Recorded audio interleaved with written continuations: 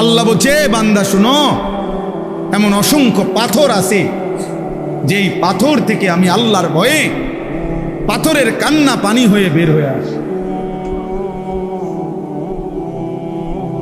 পাথরের কান্না ঝর্ণার মতো বয়ে যায়। এই জন্য যত জায়গায় পাহাড়ি ঝর্ণা আছে, মানে পাহাড় থেকে ঝর্ণার পানি পড়ে যেখানে, তত জায়গায় এই ঝর্ণার উপরে গেলে দেখা যাবে সেখানে অসংখ্য অগণিত পাথর। আমি নিজে দেখছি, মনে হয় সীতাকুণ্ড, এই যেখানে ঝর্ণা, আমি অনেক গেছি ছাত্রজীবন, একবার। ছাত্রজীবন বলতে ছাত্রজীবন না, কর্মজীবনের একেবারে শুরু। তখন আমি জোয়ান মানুষ, 2004-05 সালের দিকে। পরে আমি বিকল্প রাস্তা দিয়া কমপক্ষে 3 ঘন্টা 3.5 ঘন্টা লাগাইয়া একটু একটু করে আমরা ছেলেরা ডিঙ্গায় ডিঙ্গায় ডিঙ্গায় উঠে ওই মাথার দিয়েছি, মানে ওই যেখান থেকে পানিটা পড়ে আর উপরে গেছে। তখনও দেখছি যে সারি সারি অগণিত পাথর, পাথর, বড় বড় পাথর। আল্লাহ যে বলছে পাথর আল্লাহর ভয়ে কাঁদে, সেই কান্না ঝর্ণা হয়ে নাম। লামা ইয়াতাফাজ্জারু মিনহুল আনহার ওয়া ইন্না মিনহা লামা ইয়াহবিতু মিন খাশিয়াতিল্লাহ। কোরআন শরীফে আছে, আল্লাহ বলছে বহু পাথর আছে এমন যেই পাথর আল্লাহর ভয়ে যখন লাফ দেয়, যখন উঠে পড়ে, তখন আল্লাহর ভয়ে ওই পাথর পাহাড়ের গা বেয়ে নিচে নেমে। লামা ইয়াহবিতু, যেটা পড়ে যায় নিচে, গড়াইয়া পড়ে, মিন খাশিয়াতিল্লাহ, কার ভয়ে? এই জন্য পাথরের গা বেয়ে যত পাথর পড়ে, পাহাড়ের গা বেয়ে, ঝর্ণার গা বেয়ে যত পাথর পড়ে, এরা প্রথমত তো কাঁদে, এরপরে আল্লাহর ভয়ে বেয়ে পড়ে। আল্লাহ কোরআনে বলছে, তাহলে এক পাথর যদি ফাইটা যায়, ওয়া ইন্না মিনহা লামা ইয়াশাক্কাকু, পাথর ফেটে যায়, ফায়াখরুজু মিনহুল মা। তো পাথর যদি আল্লাহর ভয়ে ফাইটা যায়, পাথর যদি আল্লাহর ভয়ে পাহাড় থেকে গড়িয়ে পড়ে, প্রিয় বন্ধু, এক মানুষ এত শক্ত কেমনে হয়? এক মানুষের দিল এত শক্ত কিভাবে হয় যে 30 বছর মিথ্যা বলে, 30 বছর সুদ খায়, 30 বছর ওজনে কম দেয়, প্রতিদিন নাচ গান দেখে, প্রতিদিন রঙিন টেলিভিশন চলে, প্রত্যেক দিন স্ত্রী বেপর্দা, প্রতিদিন ওজনে কম দেয়। আহা, এভাবে বুঝি মানুষ আল্লাহকে ভুলে যায়, এভাবে বুঝি মানুষ আখিরাত ভুলে যায়। তাইলে তার আর মুসলমানের বাকি থাকে কি? তোমরা অনেক ছেলে বাপ কোনোভাবেই বুঝতে চাও না, তোমাদের নিজের মনের ইচ্ছা, তোমাদের শাহওয়াত, তোমাদের ব্যক্তিগত কামনা বাসনা, তোমরা এর কাছে বন্দী হয়ে গেছো, নিজের হাতে তুলে নিছ। এটা সুস্থ স্বাভাবিক কোনো মানুষের কাজ না বাপ। নিজের হাতে তুলে নিছ, তোমার সাজ, তোমার চুল, তোমার জামা, তোমার পোশাক, তোমার হাসি, তোমার কান্না, তোমার আবেগ, তোমার অনুভূতি, তোমার হাঁটা, তোমার চলা, তোমার ঘুম, তোমার আহার, তোমার নিদ্রা, সবকিছু তুমি তোমার নিজের হাতে তুলে নিছো যে আমার মনে যা চায়। Your life your wish, your life your choice, তোমার জীবন তোমার পছন্দ। এটা ভাইয়া খুদার কসম, এটাকে ইত্তেবাউল হাওয়া বলে কোরআনের ভাষা। অর্থ হলো মনের চাহিদার অনুসরণ, আমার মনে যা চাই তাই। এই কোরআন সাক্ষী ভাইয়া, আমি অসংখ্যবার এই কথা বলছি, এই কোরআনে স্পষ্ট বলছে, এই মনের চাহিদার অনুসরণ যে করে, আল্লাহর বিধান, রসুলের বিধান, ধর্মের বিধান, কোনো কিছুকেই যে তোয়াক্কা করে না, বরং মনের চাহিদার অনুসরণ করে, কসম আল্লাহ পাক তাকে বলছে, এই ব্যক্তির উদাহরণ সরাসরি ফামাসালুহু কামাসালিল কাল, কুত্তার মতো। একেবারে আল্লাহর কসম, এটা কোরআন শরীফের আয়াত, সূরা আরাফের আয়াত। ওয়াত্তাবা হাওয়াহু ফামাসালুহু কামাসালিল কাল। আল্লাহ তাআলা বলে, সে তার মনের চাহিদার অনুসরণ করেছে, অতএব তার উদাহরণ কামাসালিল কাল, অর্থ কি? কুকুরের, কুত্তার জিন্দি, ওই জীবন কুত্তার জীবন, অন্য কোনো প্রাণী না। ডাইরেক্ট আল্লাহ তাআলা ফিক্সড করে দিস, কামাসালিল কাল, কুকুরের জীবন। এই জন্য দোস্ত আমি অনেক পেরেশানি করি, এই জন্য সারা দিন রাত কিশোর যুবকদের জন্য বলি, এই জন্য যে এমন সুন্দর বয়স, সুস্থ সবল বয়সে, মাত্র 16 বছর, মাত্র 18 বছর, এত অল্প বয়সে ভাইয়া তুমি নিজের হাতে নিজেরে তুলে নিলা, তোমার আখিরাত কোথায়? নিজেরে মুক্ত স্বাধীন বানায় দিলা, আহা, তো বাকি জিন্দগি কেমন চলবে? 16 বছর না যাইতেই, 18 বছর না যাইতেই যদি এত নারী, এত ছবি, এত উলঙ্গ দৃশ্য, জেনা ব্যভিচারের এত দৃশ্য এত কম বয়সে যদি দেখা ফেলো, আগামী হায়াত কেমনে চলবে? 40 বছর বয়স পর্যন্ত যাইতে যাইতে তোমার অবস্থা কি? 50 বছর বয়স যাইতে যাইতে তোমার অবস্থা কি? তুমি তো এই কম বয়সে পৃথিবীর সব উলঙ্গ নারী দেখে লাইলা, তুমি তো এই অল্প বয়সে জেনা ব্যভিচারের সব কিছু দেখে ফেললা। তোমার আগামীর জীবন তো ধ্বংস ছাড়া, বরবাদি ছাড়া, পচা দুর্গন্ধ ছাড়া আর কিছু ছড়াবে না। 13 বছরের ছেলে, আমার দেশ কি পরিমাণ চরিত্রের জিন্দিগির অধপতন, যে 12, 13, 14 বছরের ছেলে মানুষ কোবায়। কিশোর বাচ্চা, আপন খালা একটা বাইসাইকেলের জন্য 2 জন খালারে জবাই করে দিয়েছে। এই যে গত 2-3 দিন,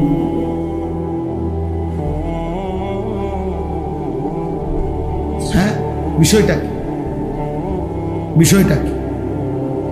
শহরে বন্দরে 14-15 বছরের কিশোর জ্ঞান, তার শরীরের চাইতে লম্বা চাফাতি দিয়া মানুষ কোপা।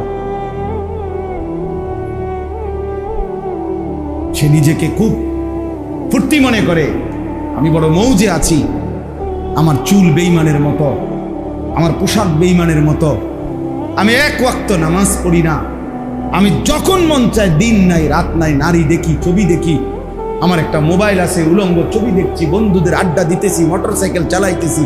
কই এই পৃথিবীর কেউ নাই, আমার মা বাবা, আত্মীয় স্বজন, দেশ, বংশধর, একটা লোক নাই যে আমারে বাধা দিবে। আমার চাইতে বড় স্বাধীন আর, সে মুক্ত, সে আজাদ, কেউ তাকে বাধা দেয় না, কেউ তাকে ফেরায় না, কেউ তাকে ডাকে না, আহারে বাপ তুই তো বরবাদ হয়ে যাচ্ছিস, এই বাপ তুই তো জাহান্নামের আগুনে জ্বলবি, হায় হায় তুমি তো অনন্তকালের আগুনে পুড়ে যাবা। এই কথাটুকু কেউ তার জন্য 1 ফোঁটা চোখের পানি ফেলে না, কেউ তারে ফিরায় না। মা বাপ যেন নির্বাক তাকায় আছে, সন্তানের অধপতন চোখের সামনে দেখতেছে, মাও খায়, বাপেও খায়, ঘুমায়, সবাই সবার মতো চলতেছে, আর চোখের সামনে মানব সন্তান চরিত্রহীন, লম্পট, দুশ্চরিত্র হয়ে, চূড়ান্তভাবে বখাটে হয়ে জীবনটা শেষ করে দিচ্ছে।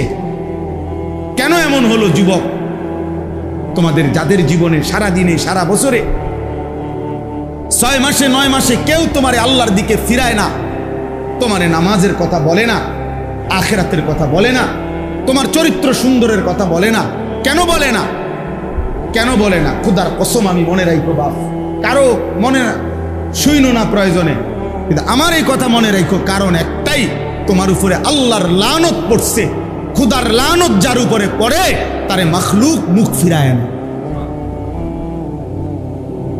তোর উপরে আল্লাহর লানত পড়ছে, এই জন্য আর তোর মা তোরে ডাকে না, আর তোর বাপু তোরে ডাকে না, আর তোর পাড়া পড়শি কেউ তোরে ডাকে না। তুই সবার সামনে চরিত্রহীন হয়ে যাচ্ছিস, সবার সামনে নষ্ট হয়ে যাইতেছ, তোরে কেউ ডাকে না। হ্যাঁ, আমার মনে আছে আমরা প্রাইমারি স্কুল থাকতে হিন্দু মাস্টাররা যে দুধ ধরাইতাম, হিন্দু মাস্টার ছিল আমাদের, আমাদের একজন হিন্দু স্যার ছিল, পরে আমরা আজরাইলের মতো ভয় পাইতাম। হিন্দু মাস্টার, গ্রামের দাদা, আমার দাদা না, কি গ্রামের দাদা, ওনার শাসনকে যেরকম ভয় পাইতো, গ্রামের চাচা, গ্রামের বড় ভাই, আজ মুসলমানের বাচ্চা তার আপন বাপকে 2 পয়সার কোন মূল্য দেয়, আপন মা তারে 2 পয়সার কোনো দাম দেয়। খাইলে খাওয়াইবা, না হইলে বাইরে যাবো, বাহ পড়লে পড়ছি, না পড়লে না, টেয়া দাও, সুদে টাকা লাও, বিদেশ যাবো, কিস্তি লাও, যেমনে পারো বিদেশ পাঠাও, টাকা দরকার। সবাই মিলে মিশে নাফরমানির উৎসব করছে, আল্লাহর অবাধ্যতার প্রদর্শনী করছি আমরা। একটা ছেলে হলেও বুঝো বাবা, নিজের এভাবে নষ্ট করে দেওয়া, নিজের হাতে নিজেকে বরবাদ করে দেওয়া কোনো বিবেকবান মানুষের কাজ হইতে পারে, মানুষের কাজ হইতে পারে। এটা জন্তু জানোয়ারের জন্য মানাইতে পারে, ইনসানের জন্য এটা মানায় না, মানায় না। আল্লাহ আমাদেরকে বুঝার তৌফিক দান করেন। এই জন্য আমার দোস্ত, আমার নওজোয়ান, ফেরা দরকার, ফেরা আল্লাহর দিকে ফেরা দরকার। আমার বাপ, আমার ভাই, প্রিয় ভাই, রাগ হইও না। নির্ধারিত কাউরে ধমক দেওয়া তো মাকসাদ না, নির্ধারিত কারোর সাথে তো কোনো দ্বন্দ্বও নাই ব্যক্তিগতভাবে।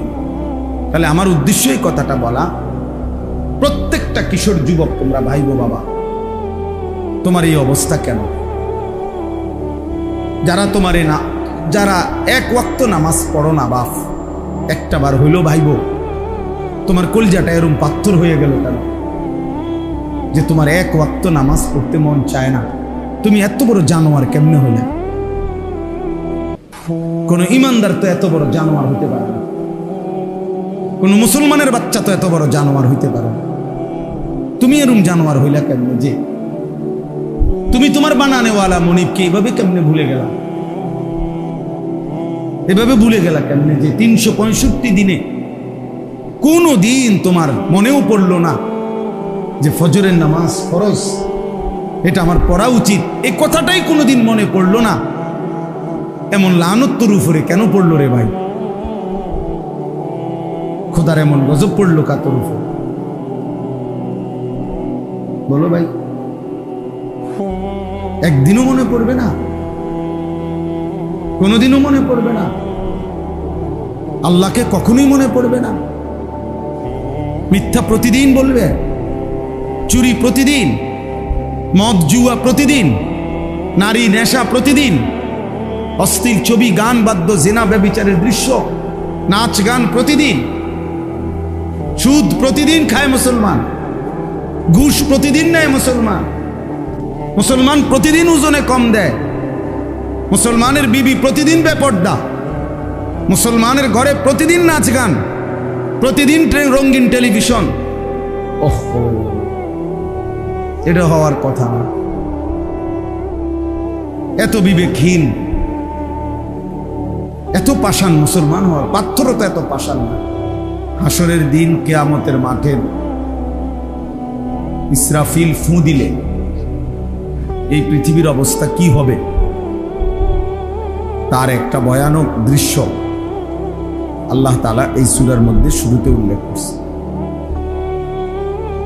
আল্লাহ তাআলা বলছেন যে যেদিন ইসরাফিল ফু দিবে, সেদিন যে মা তার সন্তানকে দুধ পান করাইতেছিল,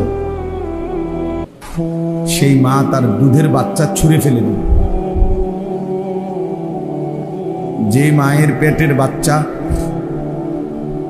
একদম প্রসব হওয়ার কাছাকাছি, 9 মাস 10 মাস, এরকম গর্ভবতী নারী এভাবে ছুটবে যে গর্ভের বাচ্চা নিজে নিজেই বের হয়ে পড়ে যাবে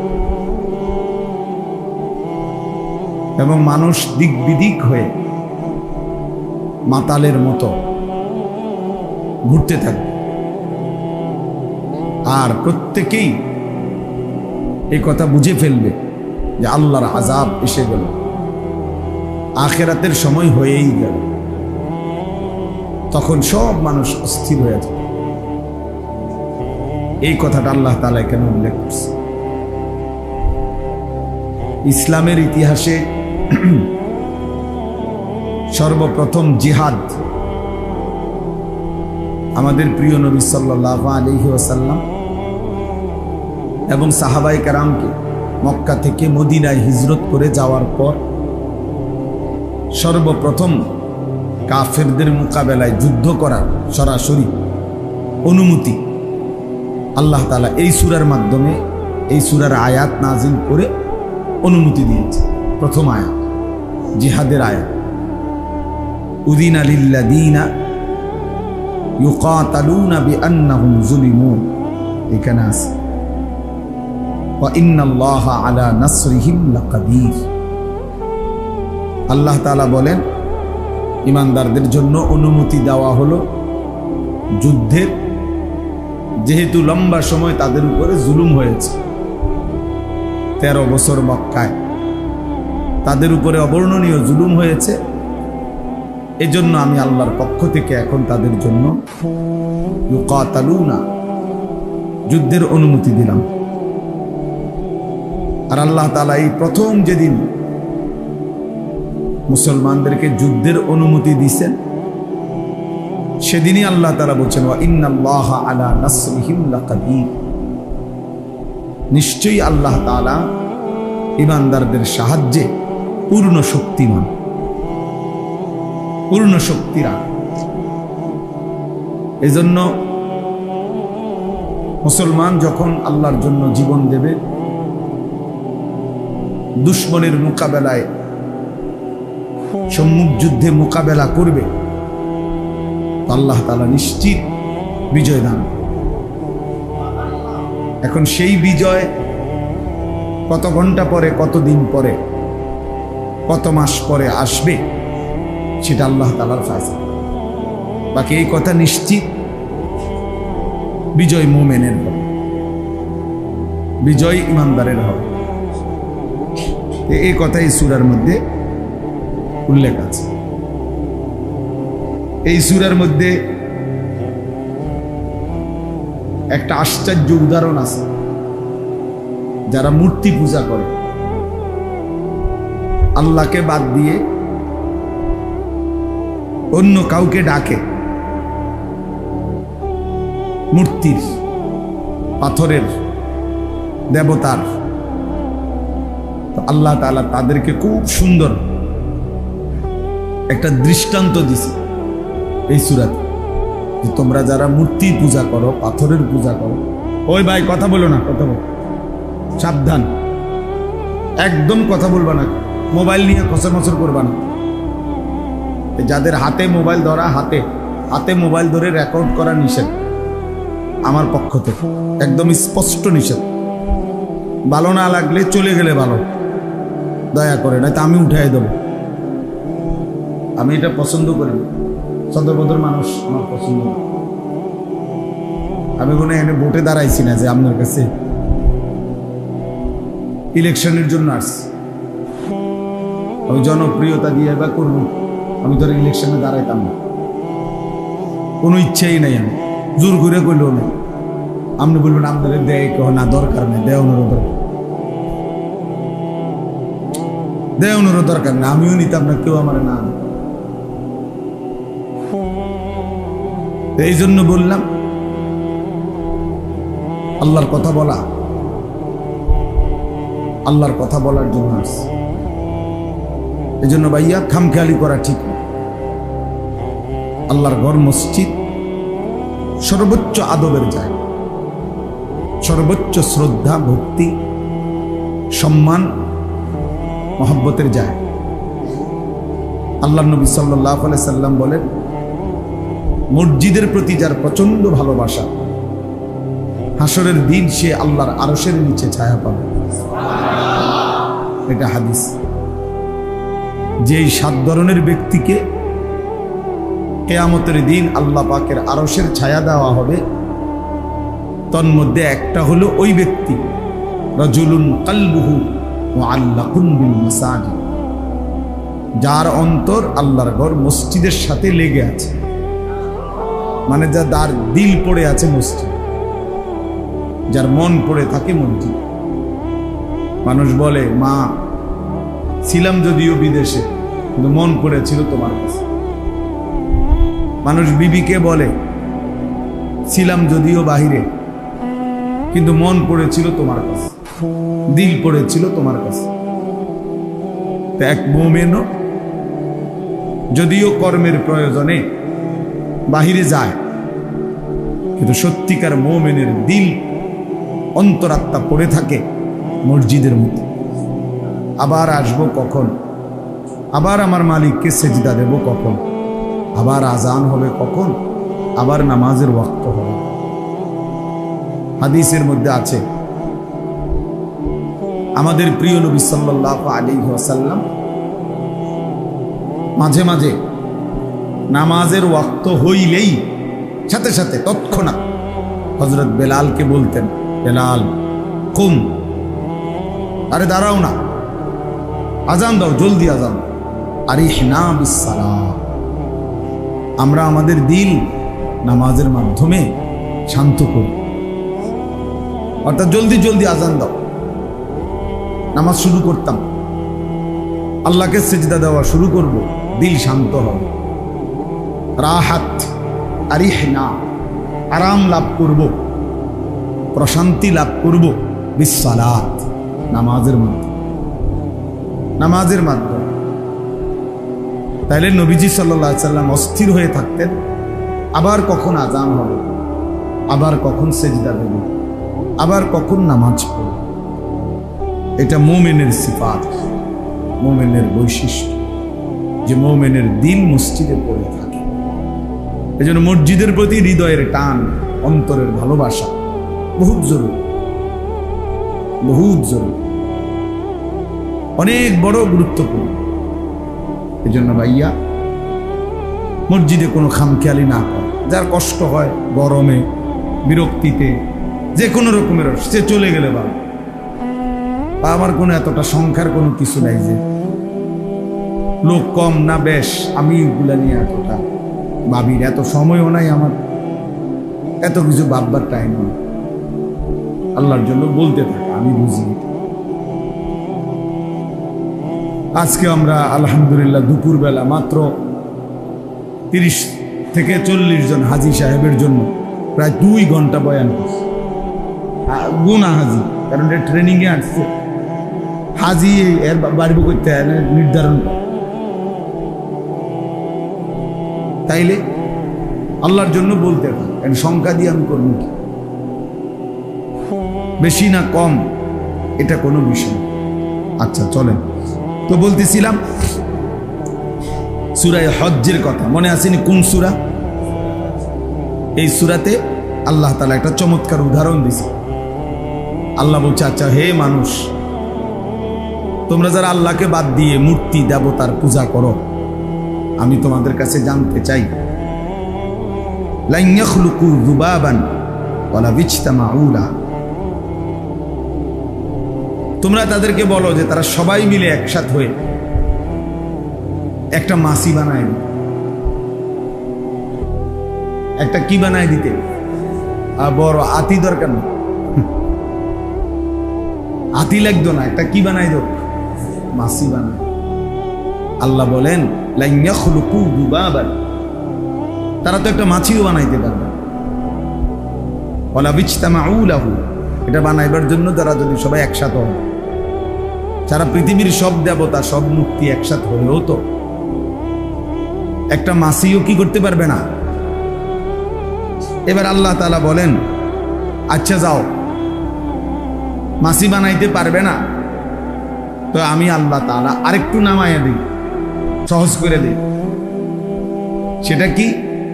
ওয়া ইন্নাস লুবহুমুজ যুবাবু শাইআন লা ইয়াস্তানকিজুহু মিনহু। এবার আল্লাহ বলেন, তাহলে বলো যে যদি এই দেবতা মূর্তির গায়ে একটা মাছি পড়ে, তো তারে কও এই মাছিটা তাড়ায় দিতে, বানানোর দরকার নেই। এর গায়ে যে মশা বই মাছি বসে, তা এই মাছিটা একটু সরাই দিতে কর, তাড়াই দিতে। তো আল্লাহ তাআলা বলেন লা ইয়াস্তানকিজুহু মিনহু, সে তো তার শরীর থেকে এই মাছিটাও সরাইতে পারবে।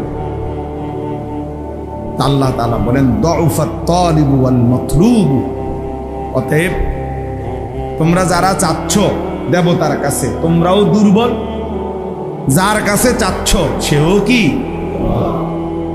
দোনোটাই বেওকুফ। বুঝেন না? যার কাছে চাচ্ছ সেও দুর্বল, তুমি তো নিজেই দুর্বলই, যেহেতু তুমি দুর্বল দেখেই তো চাইতেছ। দুফাত তালিবু ওয়াল মাতলুব, তালেব এবং মাতলুব।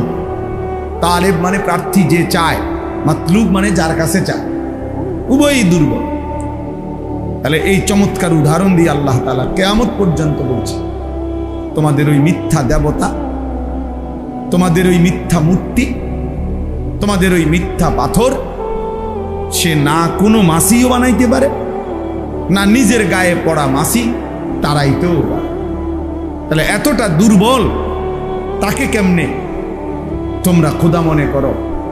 তাকে কিভাবে পূজা করো? তার কাছে কিভাবে প্রার্থনা করো? নাউযুবিল্লাহ। এইভাবে এই সূরার মধ্যে ইব্রাহিম আলাইহিস সালামের কথা আল্লাহ তাআলা উল্লেখ করছে। ইব্রাহিম আলাইহিস সালাম, আল্লাহ তাআলা বলছেন মিল্লাতা আবিকুম ইব্রাহিম হুয়া সাম্মাকুমুল মুসলিমিন। এই যে এই কথাটা আমরা এমনি অনেকেই জানি। আল্লাহ তাআলা বলছে তোমাদের মিল্লাতের পিতা, তোমাদের মুসলিম জাতি সত্তার পিতা ইব্রাহিম, তিনি তোমাদেরকে মুসলিম হিসাবে নামকরণ করেছেন। তো এই কথাইটা এই সূরার মধ্যে আছে, সূরায়ে হজ, এই সূরার মধ্যে। এরকম অনেকগুলো সুন্দর সুন্দর ছোট্ট ছোট্ট বিষয় এই ছোট্ট সূরার মধ্যে আছে। আর এখন কথা হলো সবচেয়ে বড় বিষয় যেটা এই সূরার আলোচ্য, এই সূরাতে বিস্তারিত আলোচনা আছে যে বিষয়ে, সেটা হলো হজ এবং কোরবানি সম্পর্কে। হজ এবং কোরবানি সম্পর্কে যে কয়েকটা সূরার মধ্যে বেশি আলোচনা, তার মধ্যে উল্লেখযোগ্য এই সূরা। এই সূরার মধ্যে আল্লাহ তাআলা হজ এবং কোরবানি সম্পর্কে বিস্তারিত আলোচনা করেছেন। সূরা বাকারার মধ্যেও আল্লাহ তাআলা হজ সম্পর্কিত আলোচনা করেছেন। ওইখানেও লম্বা আলোচনা আছে, আর এখানেও লম্বা আলোচনা আছে। তো আমি যে দুইটা আয়াত পড়ছি, এই দুইটা আয়াতের মধ্যে হজ সম্পর্কিত কথাও আছে, কোরবানি সম্পর্কিত কথাও আছে, আর আল্লাহর অনুগত বিনয়ী বান্দার সিফাত বৈশিষ্ট্য কি এই কথাও আছে। তো এবার চলেন এই দুই আয়াত আমরা শুনি। আল্লাহ তাআলা বলতেছেন 34 নম্বর আয়াতে সূরায়ে হজ, ওয়ালিকুল্লি উম্মাতিন জাআলনা মানসাকান। এই হলো প্রথম কথা। আল্লাহ তাআলা বলেন, আল্লাহ তাআলা প্রত্যেক উম্মতের জন্য, প্রত্যেক জাতি গোষ্ঠী সম্প্রদায়ের জন্যই নির্ধারণ করেছেন মানসাক। মানসাক অর্থটা কি আমি বলতেছি একটু পরে, আগে এই শব্দটাই যেমনি আছে এমনি বলে। আল্লাহ তাআলা বলেন প্রত্যেক উম্মতের জন্য আমি আল্লাহ নির্ধারণ করেছি মানসাক। কি নির্ধারণ করেছেন? কে নির্ধারণ করেছেন? আল্লাহ। প্রত্যেক উম্মত, প্রত্যেক জাতি গোষ্ঠী সম্প্রদায়ের জন্যই আমি আল্লাহ মানসাক নির্ধারণ করেছি। এখন প্রশ্ন হলো এই মানসাক মানে কি? তো কোরআনে আর শব্দ, এই শব্দটার দুইটা শব্দ, একটা হলো মানসাক আর একটা হলো নুসুক। আর এই মানসাক শব্দের বহুবচন হলো মানাসিক। এই তিনটাই কোরআনুল কারীমের মধ্যে ব্যবহার আছে। যেমন এখানে এখন শুনলেন ওয়ালিকুল্লি উম্মাতিন জাআলনা মানসাকান, সূরা বাকারার মধ্যে আছে। আল্লাহ তাআলা বলছেন ফাইজা কাদাইতুম মানাসিকাকুম, মানাসিক বহুবচন। আবার কোরআনুল কারীমের মধ্যে আছে ইন্না সালাতি ওয়া নুসুকি ওয়া মাহইয়ায়া ওয়া মামাতি লিল্লাহি রাব্বিল আলামিন। তাহলে কাছাকাছি শব্দ, নুসুক, মানসাক, মানাসিক, এই তিন শব্দেরই একই অর্থ। তিন শব্দেরই একই অর্থ। অর্থটা কি? অর্থ তিনটা। এই শব্দটির তিনটা অর্থ। এক নাম্বার হলো কোরবানি, দুই নাম্বার হলো হজ, তিন নাম্বার হলো সমস্ত ইবাদত। তাহলে মানসাক শব্দের প্রথম অর্থ কি? কোরবানি। দ্বিতীয় অর্থ কি? হজ। তৃতীয় অর্থ কি?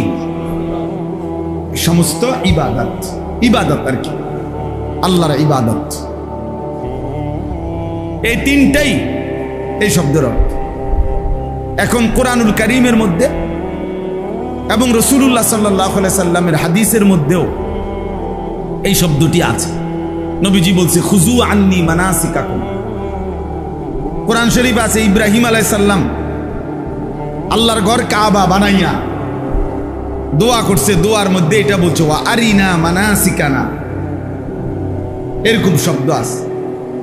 তাইলে মুফাসসিরিনে কেরাম, উলামায়ে কেরাম হাদিস এবং কোরআনে পূর্বাপর কথার, কোরআনের এই কথাগুলোর আগ পিস মানে সামনের বক্তব্য এবং পিছনের বক্তব্য, এগুলো বিশ্লেষণ করে দেখে, পূর্বাপর দেখে কোথাও বলছেন কোরবানি এই অর্থ প্রাধান্য পাবে, কোথাও হজ এই অর্থ প্রাধান্য পাবে, কোথাও ইবাদত এই অর্থ প্রাধান্য, এই অর্থ প্রাধান্য। যেমন এইখানে ওয়ালিকুল্লি উম্মাতিন জাআলনা মানসাকান, আল্লাহ বলেন আমি প্রত্যেক জাতির জন্য নির্ধারণ করেছি মানসাক। তো তিনটাই অর্থ, কথা বলেন, তিনটাই অর্থ কি না? অর্থ কি? আমি প্রত্যেক উম্মতের জন্য কোরবানি নির্ধারণ করেছি, আমি প্রত্যেক জাতির জন্য হজ নির্ধারণ করেছি, আমি প্রত্যেক জাতির জন্য আমার ইবাদত নির্ধারণ করেছি। কিন্তু প্রাধান্য কোনটা? তো উলামায়ে কেরাম তাফসীরের মধ্যে সামনে পিছনে দেখে সেটা নির্ধারণ করে দিয়েছেন। এখানে কোরবানি এই অর্থটা অগ্রগণ্য, প্রাধান্য। আবার ওই যে ওইখানে বললাম আল্লাহ বলছে ফাইজা কাদাইতুম মানাসিকাকুম ফাযকুরুল্লাহা কাযিকরিকুম আবাআকুম আও আশাদ্দা যিকরা, যখন তোমাদের মানাসিক শেষ হয় তখন তোমরা পুনরায় আল্লাহ তাআলার জিকির করো। তো ওইখানে পূর্বাপর কথার দ্বারা উলামায়ে কেরাম, মুফাসসিরিনে কেরাম নির্ধারণ করে দিয়েছেন যে ওইখানে অর্থ হবে হজ। হজ অর্থ হলো আল্লাহ তাআলা বলেন তোমাদের হজ্জের আমল যখন শেষ হয়, শেষ দিনের পাথর মারা শেষ, এইবার তোমাদের করণীয় কি? তোমরা পুনরায় আল্লাহর জিকির, আল্লাহর স্মরণ, আল্লাহর বন্দিগিতেই লেগে যাও। আর ইব্রাহিম আলাইহিস সালামের একটা দোয়া ওয়া আরিনা মানাসিকানা, ওইখানে অর্থ হবে মানাসিক, আল্লাহ আপনি আমাদেরকে মানাসিক দেখায়া দেন, শিখায়া দেন, বলে দেন। ওইখানে অর্থ হলো আপনার ইবাদত, আল্লাহ আপনার কি কি ইবাদত আমি করতে হবে, আমরা করতে হবে, এর সবটা আপনি আমাদেরকে বলে দেন, শিখিয়ে দেন, আপনি আমাদেরকে উল্লেখ করে দেন। আচ্ছা, এখন আমার একটা কথা শোনেন, আপনার কাছে এই এমনের এতক্ষণের কথাটা একটু কঠিন মনে হয়েছে, আমি বুঝছি যে আমি বলতেছি একটা কারণ আছে যে কি লেগে কঠিন করলাম। অর্থাৎ যে হুজুর এইভাবে যেভাবে শুরু করছে, এইভাবে দেখেন ক্লাসের মতো, ছাত্রদের মতো, যে এইটার দ্বারা তো আমরা এত কঠিনভাবে বললে তো বুঝবো না। কিন্তু আমার একটা উদ্দেশ্য আছে, এটা বল, এখন বলতেছি উদ্দেশ্য। আগে আপনি আমার এই কথা আবারও বুঝেন যে মানসাক এই শব্দটির কয়টা অর্থ? 1 নাম্বার কোরবানি, 2 নাম্বার হজ, 3 নাম্বার ইবাদত। আর দ্বিতীয় কথা কি বলছি, যে এই শব্দটা কোরআনের এক বচন হোক আর বহু বচন হোক, যেভাবে যেখানে ব্যবহার হয়েছে সব জায়গায় একই অর্থ প্রাধান্য পাবে না, বরং আয়াতের পূর্বাপর দেখে, কথার বক্তব্যের আকপিস দেখে ওলামায়ে কেরাম, মুফাসসিরিনে কেরাম নির্ধারণ করে দিয়েছেন যে কোন জায়গায় কোন অর্থটি প্রাধান্য পাবে। এটা আমি 3টা উদাহরণ দিলাম, যে এখানে কোরবানির অর্থ প্রাধান্য পাবে, অন্যগুলোও বোঝানো যাবে। ওইখানে হজ্জের অর্থ প্রাধান্য পাবে, অন্যগুলোও বোঝানো যাবে। ওই ইব্রাহিম আলাইহিস সালামের দোয়ায় ইবাদতের অর্থটা প্রাধান্য পাবে, অন্যগুলোও কি করা যাবে?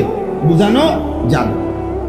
তাহলে এখন এই কথার দ্বারা আমার উদ্দেশ্য হলো, এই কথাটা বোঝা যে কোরআন এবং সুন্নাহর বক্তব্য শুধু কেবল কেউ বাংলা তর্জমা, বাংলা অনুবাদ, বাংলা রিডিং, বাংলা বই, নিজে অনুবাদ গ্রন্থ কিনে নিজে নিজে পড়ে আপনি একাকী বুঝতে চেষ্টা করলে নিশ্চিত আপনি হোঁচট খাবেন, বাধাগ্রস্ত হবেন, আপনি সঠিক গন্তব্যে একাকী পৌঁছতে পারবেন না। এই কথাই হলো এটা বলার জন্য এত কথা কইছি, বুঝেন না কথা?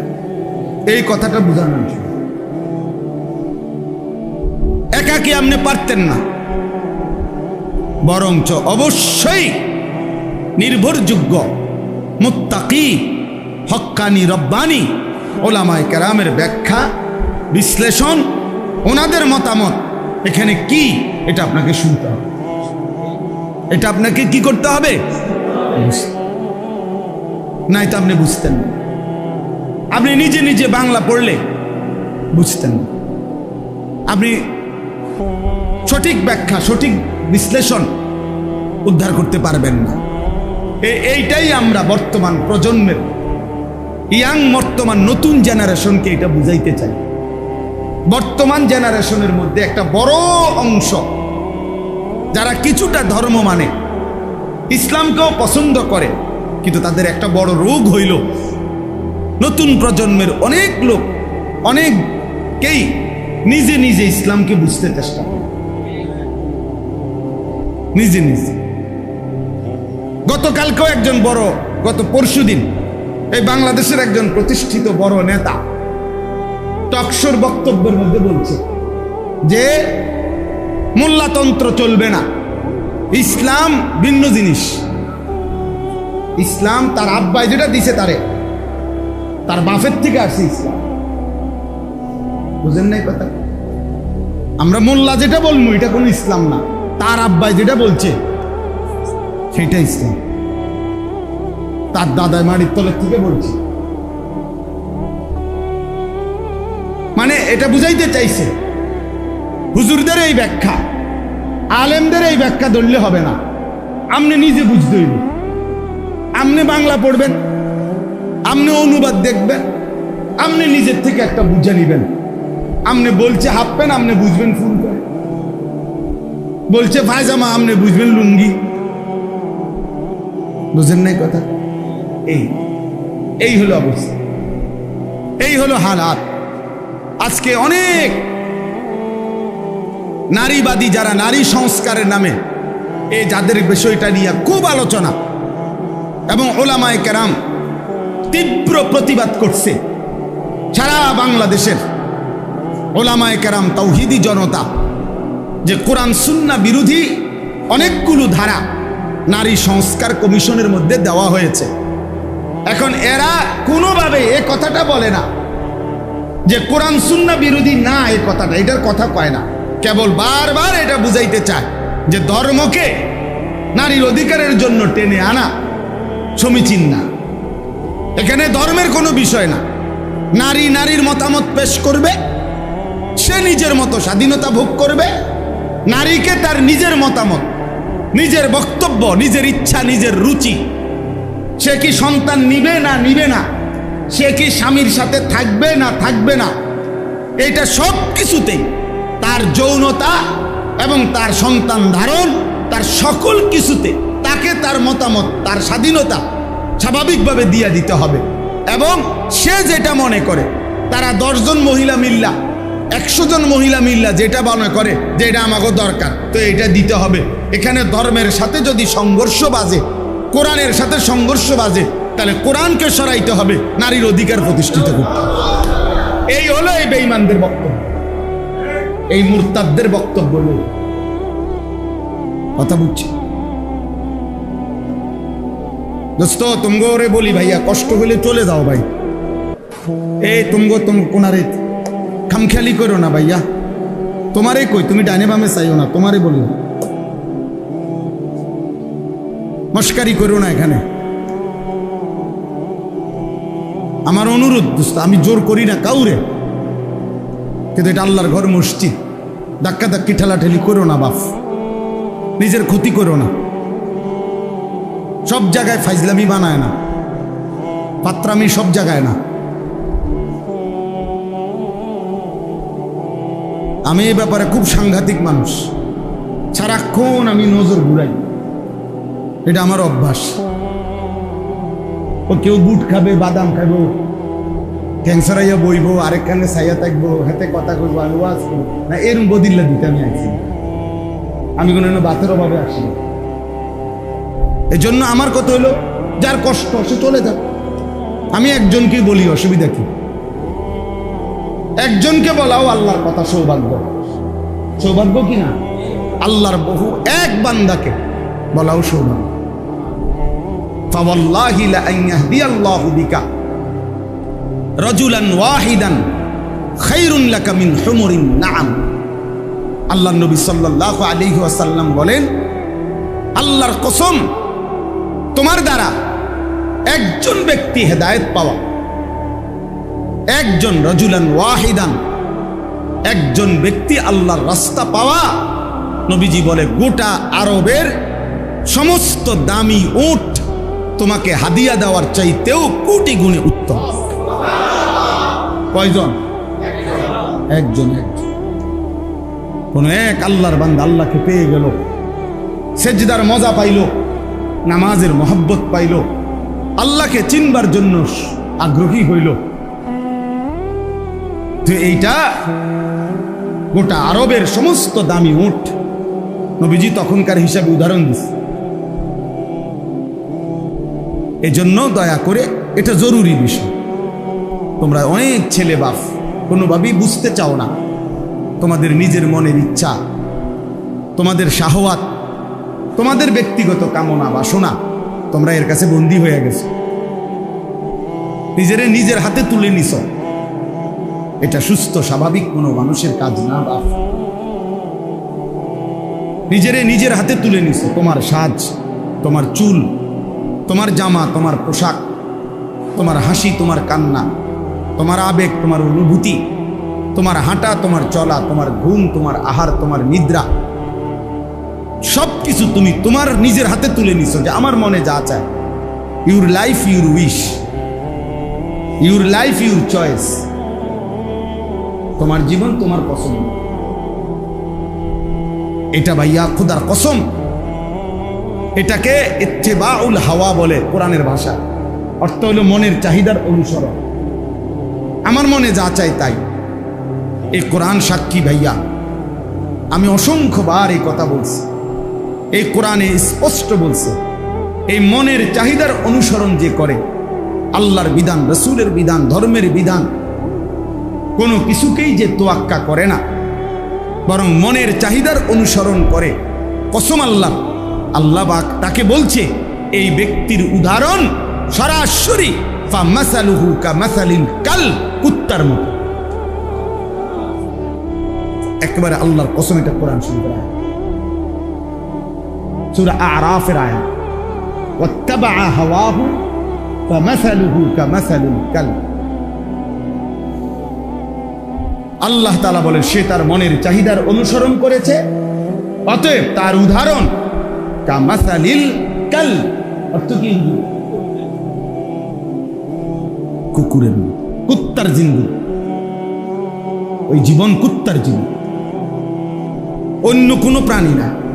ডাইরেক্ট আল্লাহ তাআলা ফিক্সড করে দিস, কামাসালিল কাল, কুকুরের জীবন। এই জন্য দোস্ত আমি অনেক পেরেশানি করি এই জন্য। সারা দিন রাত কিশোর যুবকদের জন্য বলি এই জন্য যে এমন সুন্দর বয়স, সুস্থ সবল বয়সে, মাত্র 16 বছর, মাত্র 18 বছর, এত অল্প বয়সে ভাইয়া তুমি নিজের হাতে নিজেরে তুলে নিলা, তোমার আখিরাত কোথায়? নিজেরে মুক্ত স্বাধীন বানায় দিলা, আহা, তো বাকি জিন্দগি কেমন চলবে? 16 বছর না যাইতেই, 18 বছর না যাইতেই যদি এত নারী, এত ছবি, এত উলঙ্গ দৃশ্য, জেনা ব্যভিচারের এত দৃশ্য এত কম বয়সে যদি দেখা ফেলো, আগামী হায়াত কেমনে চলবে? 40 বছর বয়স পর্যন্ত যাইতে যাইতে তোমার অবস্থা কি? 50 বছর বয়স যাইতে যাইতে তোমার অবস্থা কি? তুমি তো এই কম বয়সে পৃথিবীর সব উলঙ্গ নারী দেখে লাইলা। তুমি তো এই অল্প বয়সে জেনা ব্যভিচারের সব কিছু দেখে ফেললা। তোমার আগামীর জীবন তো ধ্বংস ছাড়া, বরবাদি ছাড়া, পচা দুর্গন্ধ ছাড়া আর কিছু ছড়াবে না। 13 বছরের ছেলে, আমার দেশ কি পরিমাণ চরিত্রের জিন্দিগির অধপতন, যে 12, 13, 14 বছরের ছেলে মানুষ কোবায়। কিশোর বাচ্চা, আপন খালা একটা বাইসাইকেলের জন্য 2 জন খালারে জবাই করে এই যে গত 2 দিন।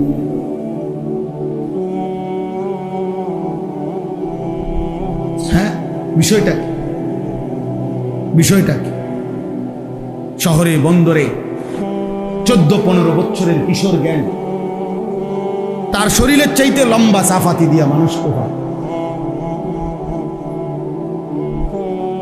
সে নিজেকে খুব ফুর্তি মনে করে, আমি বড় মৌজে আছি, আমার চুল বেঈমানের মতো, আমার পোশাক বেঈমানের মতো, আমি 1 ওয়াক্ত নামাজ পড়ি না, আমি যখন মন চায় দিন নাই রাত নাই নারী দেখি, ছবি দেখি, আমার একটা মোবাইল আছে, উলঙ্গ ছবি দেখছি, বন্ধুদের আড্ডা দিতেছি, মোটরসাইকেল চালাইতেছি।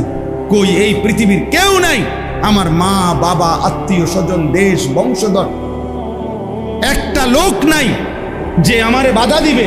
আমার চাইতে বড় স্বাধীন, সে মুক্ত, সে আজাদ, কেউ তাকে বাধা দেয় না, কেউ তাকে ফেরায় না, কেউ তাকে ডাকে না, আহারে বাপ তুই তো বরবাদ হয়ে যাচ্ছিস, এই বাপ তুই তো জাহান্নামের আগুনে জ্বলবি, হায় হায় তুমি তো অনন্তকালের আগুনে পুড়ে যাবা। এই কথাটুকু কেউ তার জন্য 1 ফোঁটা চোখের পানি ফেলে না, কেউ তারে ফিরায় না। মা বাপ যেন নির্বাক তাকায় আছে, সন্তানের অধপতন চোখের সামনে দেখতেছে, মাও খায়, বাপেও খায়, ঘুমায়, সবাই সবার মতো চলতেছে, আর চোখের সামনে মানব সন্তান চরিত্রহীন, লম্পট, দুশ্চরিত্র হয়ে, চূড়ান্তভাবে বখাটে হয়ে জীবনটা শেষ করে দিচ্ছে। কেন এমন হলো যুবক? তোমাদের যাদের জীবনে সারা দিনে, সারা বছরে, 6 মাসে 9 মাসে কেউ তোমারে আল্লাহর দিকে ফিরায় না, তোমারে নামাজের কথা বলে না, আখিরাতের কথা বলে না, তোমার চরিত্র সুন্দরের কথা বলে না। কেন বলে না? কেন বলে না? খোদার কসম আমি মনে রাখবো বাপ, কারো মনে শুইনো না প্রয়োজনে, কিন্তু আমার এই কথা মনে রাখো, কারণ একটাই, তোমার উপরে আল্লাহর লানত পড়ছে। খোদার লানত যার উপরে পড়ে তারে মাখলুক মুখ ফিরায় না। তোর উপরে আল্লাহর লানত পড়ছে, এই জন্য আর তোর মা তোরে ডাকে না, আর তোর বাপও তোরে ডাকে না, আর তোর পাড়াপড়শি কেউ তোরে ডাকে না। তুই সবার সামনে চরিত্রহীন হয়ে যাচ্ছিস, সবার সামনে নষ্ট হয়ে যাইতেছ, তোরে কেউ ডাকে না। হ্যাঁ,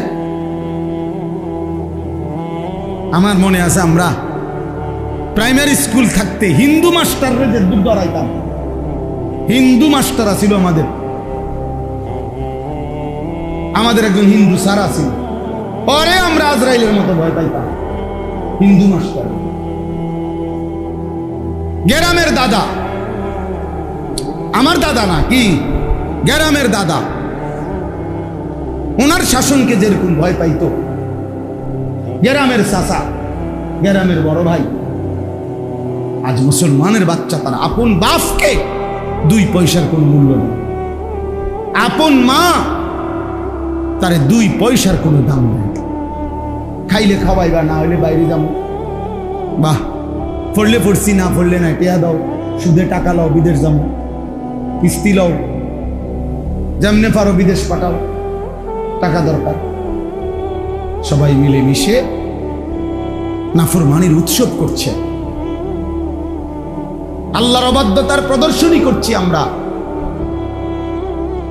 একটা ছেলে হলেও বুঝো বাবা, নিজের এভাবে নষ্ট করে দেওয়া, নিজের হাতে নিজেকে বরবাদ করে দেওয়া কোনো বিবেকবান মানুষের কাজ হইতে পারে,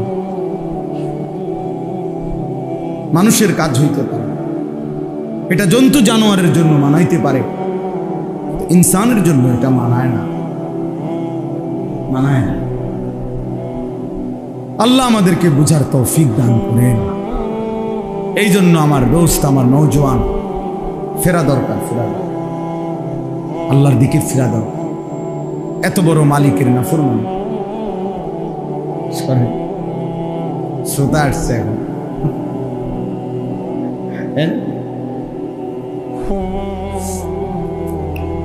আচ্ছা আপনার আরামের জন্য সুবিধা হয় বসে। তো আমার বাপ, আমার ভাই, প্রিয় ভাই, রাগ হইও না। নির্ধারিত কাউরে ধমক দেওয়া তো মাকসাদ না, নির্ধারিত কারোর সাথে তো কোনো দ্বন্দ্বও নাই ব্যক্তিগতভাবে। তাহলে আমার উদ্দেশ্যই কথাটা বলা, প্রত্যেকটা কিশোর যুবক তোমরা ভাইবো বাবা, তোমার এই অবস্থা কেন? যারা তোমারে না, যারা 1 ওয়াক্ত নামাজ পড়ো না বাপ, একটা বার হইলো ভাইবো, তোমার কলজাটা এরম পাথর হয়ে গেল কেন যে তোমার 1 ওয়াক্ত নামাজ পড়তে মন চায় না? তুমি এত বড় জানোয়ার কেমনে হইলে? কোন ইমানদার তো এত বড় জানোয়ার হইতে পারে না, কোন মুসলমানের বাচ্চা তো এত বড় জানোয়ার হইতে পারে না। তুমি এরম জানোয়ার হইলা কেমনে যে তুমি তোমার বানানেওয়ালা মনিবকে এভাবে কেমনে ভুলে গেলা? এভাবে ভুলে গেলা কেমনে যে 365 দিনে কোনো দিন তোমার মনেও পড়লো না যে ফজরের নামাজ ফরজ, এটা আমার পড়া উচিত, এই কথাটাই কোনোদিন মনে পড়লো না? এমন লানত তোর উপরে কেন পড়লো রে ভাই? খোদার এমন গজব পড়লো কা তোর উপরে? বলো ভাই, একদিনও মনে পড়বে না? কোনোদিনও মনে পড়বে না? আল্লাহকে কখনোই মনে পড়বে না?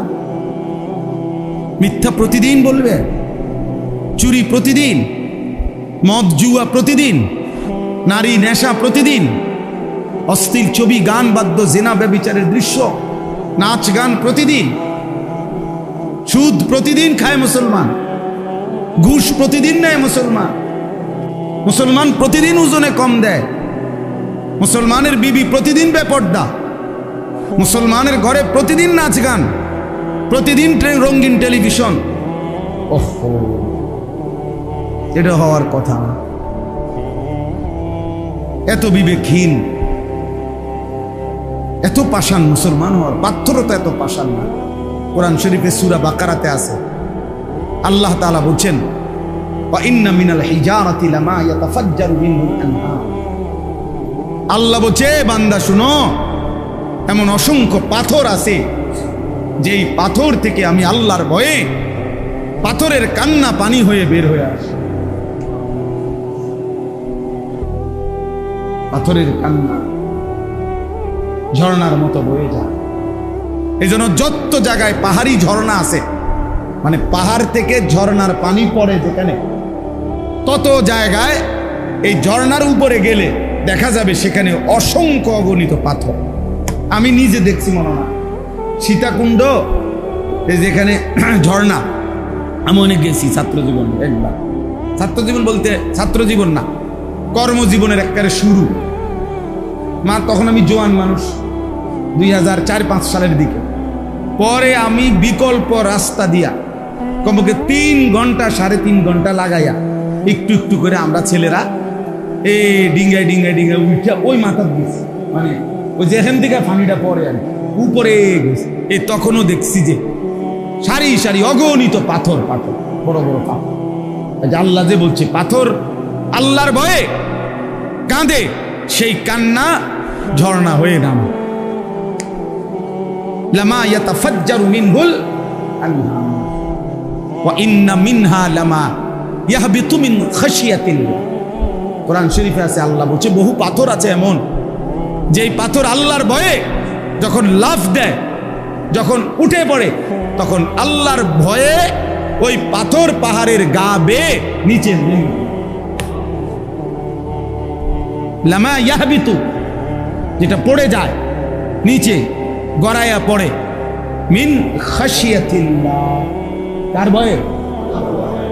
এই জন্য পাথরের গা বেয়ে যত পাথর পড়ে, পাহাড়ের গা বেয়ে, ঝর্ণার গা বেয়ে যত পাথর পড়ে, এরা প্রথমত তো কাঁদে, এরপরে আল্লাহর ভয়ে বেয়ে পড়ে। আল্লাহ কোরআনে বলছে, তাহলে এক পাথর যদি ফাইটা যায়, ওয়া ইন্না মিনহা লামা ইয়াশাক্কাকু, পাথর ফেটে যায়, ফায়াখরুজু মিনহুল মা। তো পাথর যদি আল্লাহর ভয়ে ফাইটা যায়, পাথর যদি আল্লাহর ভয়ে পাহাড় থেকে গড়িয়ে পড়ে, প্রিয় বন্ধু, এক মানুষ এত শক্ত কেমনে হয়?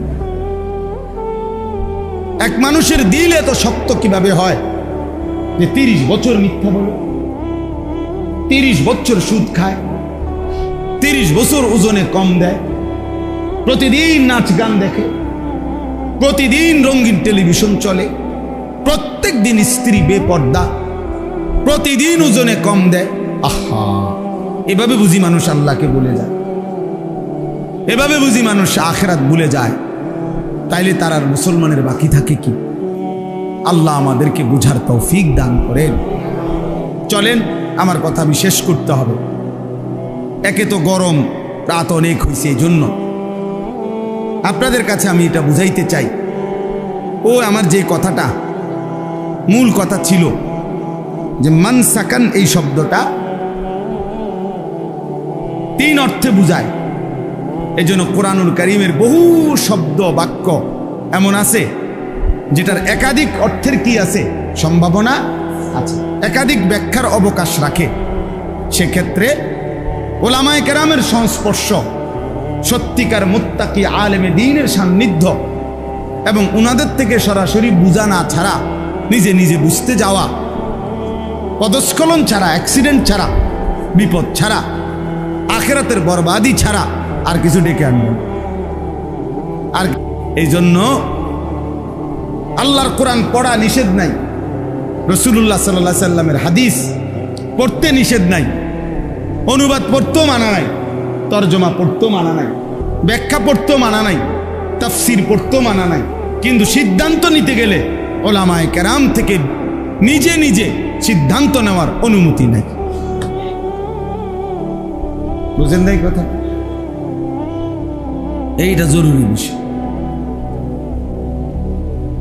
এটা জরুরি বিষয়। এই জন্য আমরা প্রত্যেকেই ওলামায়ে কেরাম ওনাদের কাছ থেকেই দিন বুঝার সিদ্ধান্ত নেব, চেষ্টা করব ইনশাআল্লাহ।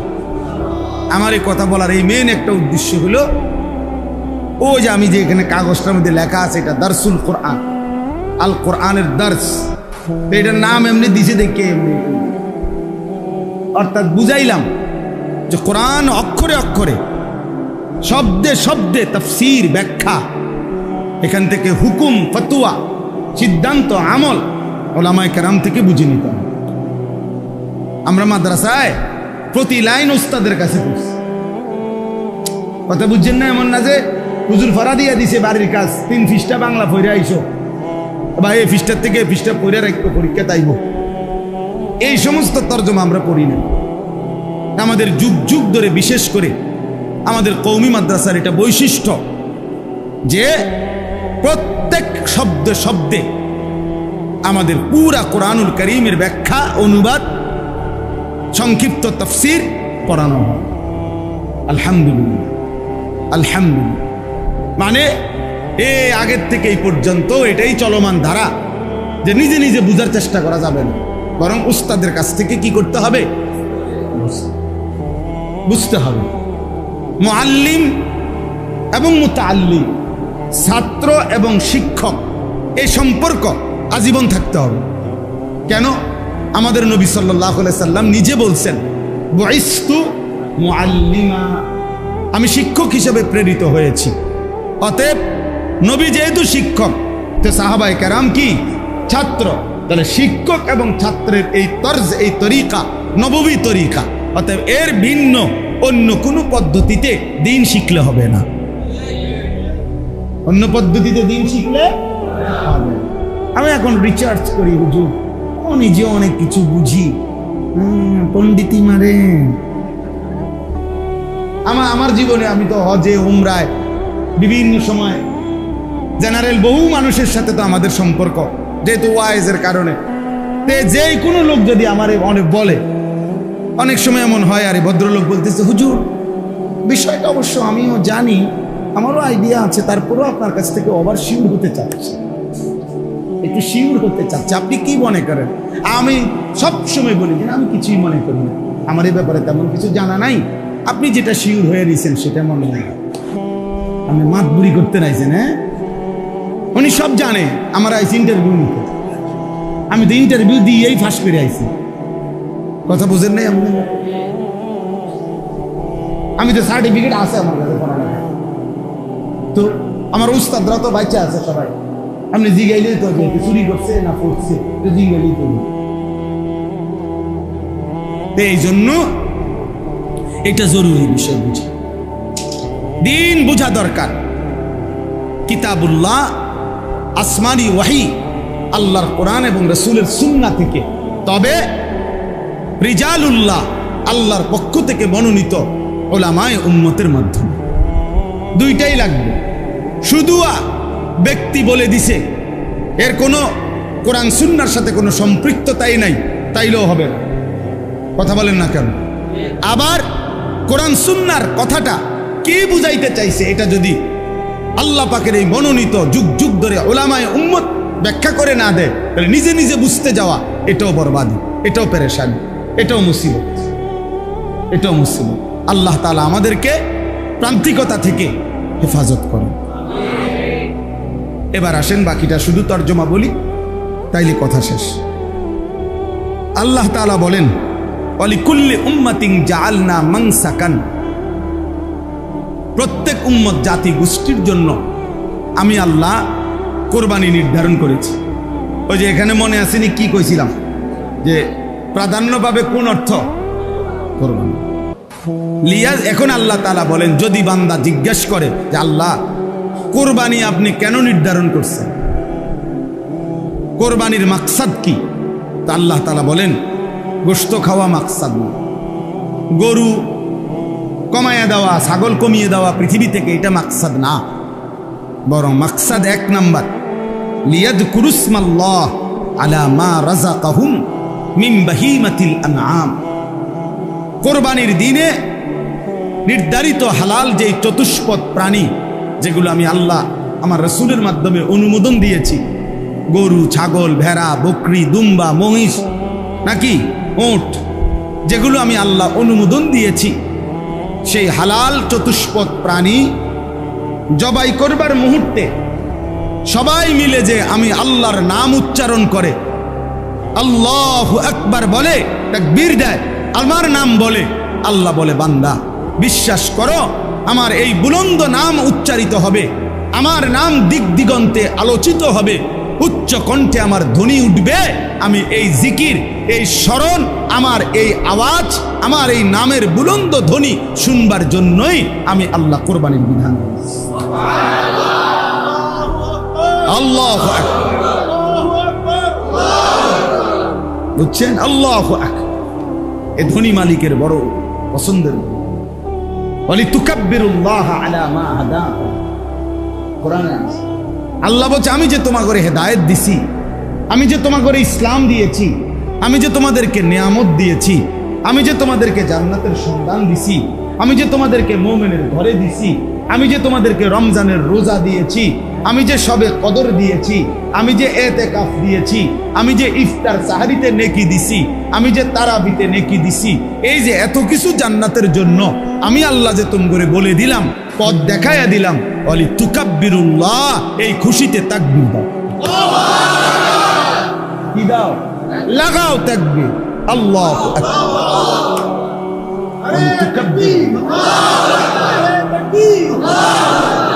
ওয়ালি তুকাব্বিরুল্লাহ, এই জন্য রমজানের চাঁদ উঠলে ঈদুল ফিতরের দিন ঈদুল ফিতরের নামাজ পড়া পর্যন্ত আমল কি? তাকবীর। আল্লাহু আকবার, আল্লাহু আকবার, লা ইলাহা ইল্লাল্লাহ, আল্লাহু আকবার, আল্লাহু আকবার, ওয়ালিল্লাহিল হামদ। আল্লাহ যেন বলে বান্দা আবার বলো, আবার বলো, আবার বলো। তো ঈদুল আজহার দিনও আল্লাহ এটাই শুনতে চায়, ঠিক কিনা বলেন? আল্লাহ বলেন তোমার কোরবানির গোশত সিদ্ধ হইল না হইল, তোমার কোরবানির গরু বড় না ছোট, তোমার কোরবানির গরুর দিকে আমি আল্লাহ তাআলা এটা হিসাব করি না। তুমি যে সকাল থেকে নিয়ে আমি আল্লাহর নাম নিচ্ছ, আল্লাহু আকবার, আল্লাহু আকবার, লা ইলাহা ইল্লাল্লাহু, আল্লাহু আকবার, আল্লাহু আকবার, ওয়ালিল্লাহিল হামদ, এটা শুনতে চাই, এটা শুনতে চাই।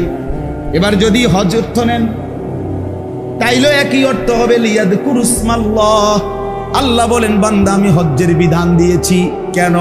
আমার বান্দা যখন ইহরাম পরে তখনও বারবার আমার বান্দা আমার নাম বলে, লাব্বাইক আল্লাহুম্মা লাব্বাইক, লাব্বাইক লা শারীকা লাকা লাব্বাইক, ইন্নাল হামদা ওয়ান নি'মাতা লাকা ওয়াল মুলক লা শারীকা লাক। আমার তাওহীদ বুলন্দ করে, আমার নাম বুলন্দ করে।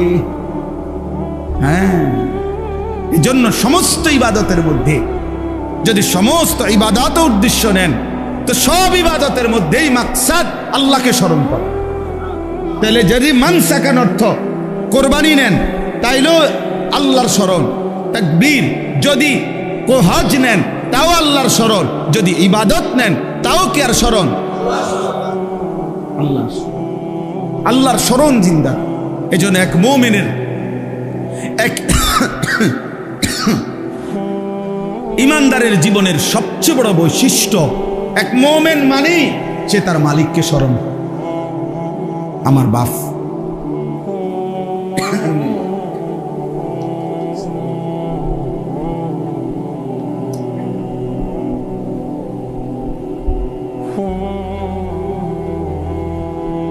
এজন্য পুরা কোরআনে আছে এটা বারবার, ফাইদা কাদাইতুমুস সালাতা ফাযকুরুল্লাহা কিয়ামান ওয়া কুউদান ওয়া আলা জুনুবিকুম।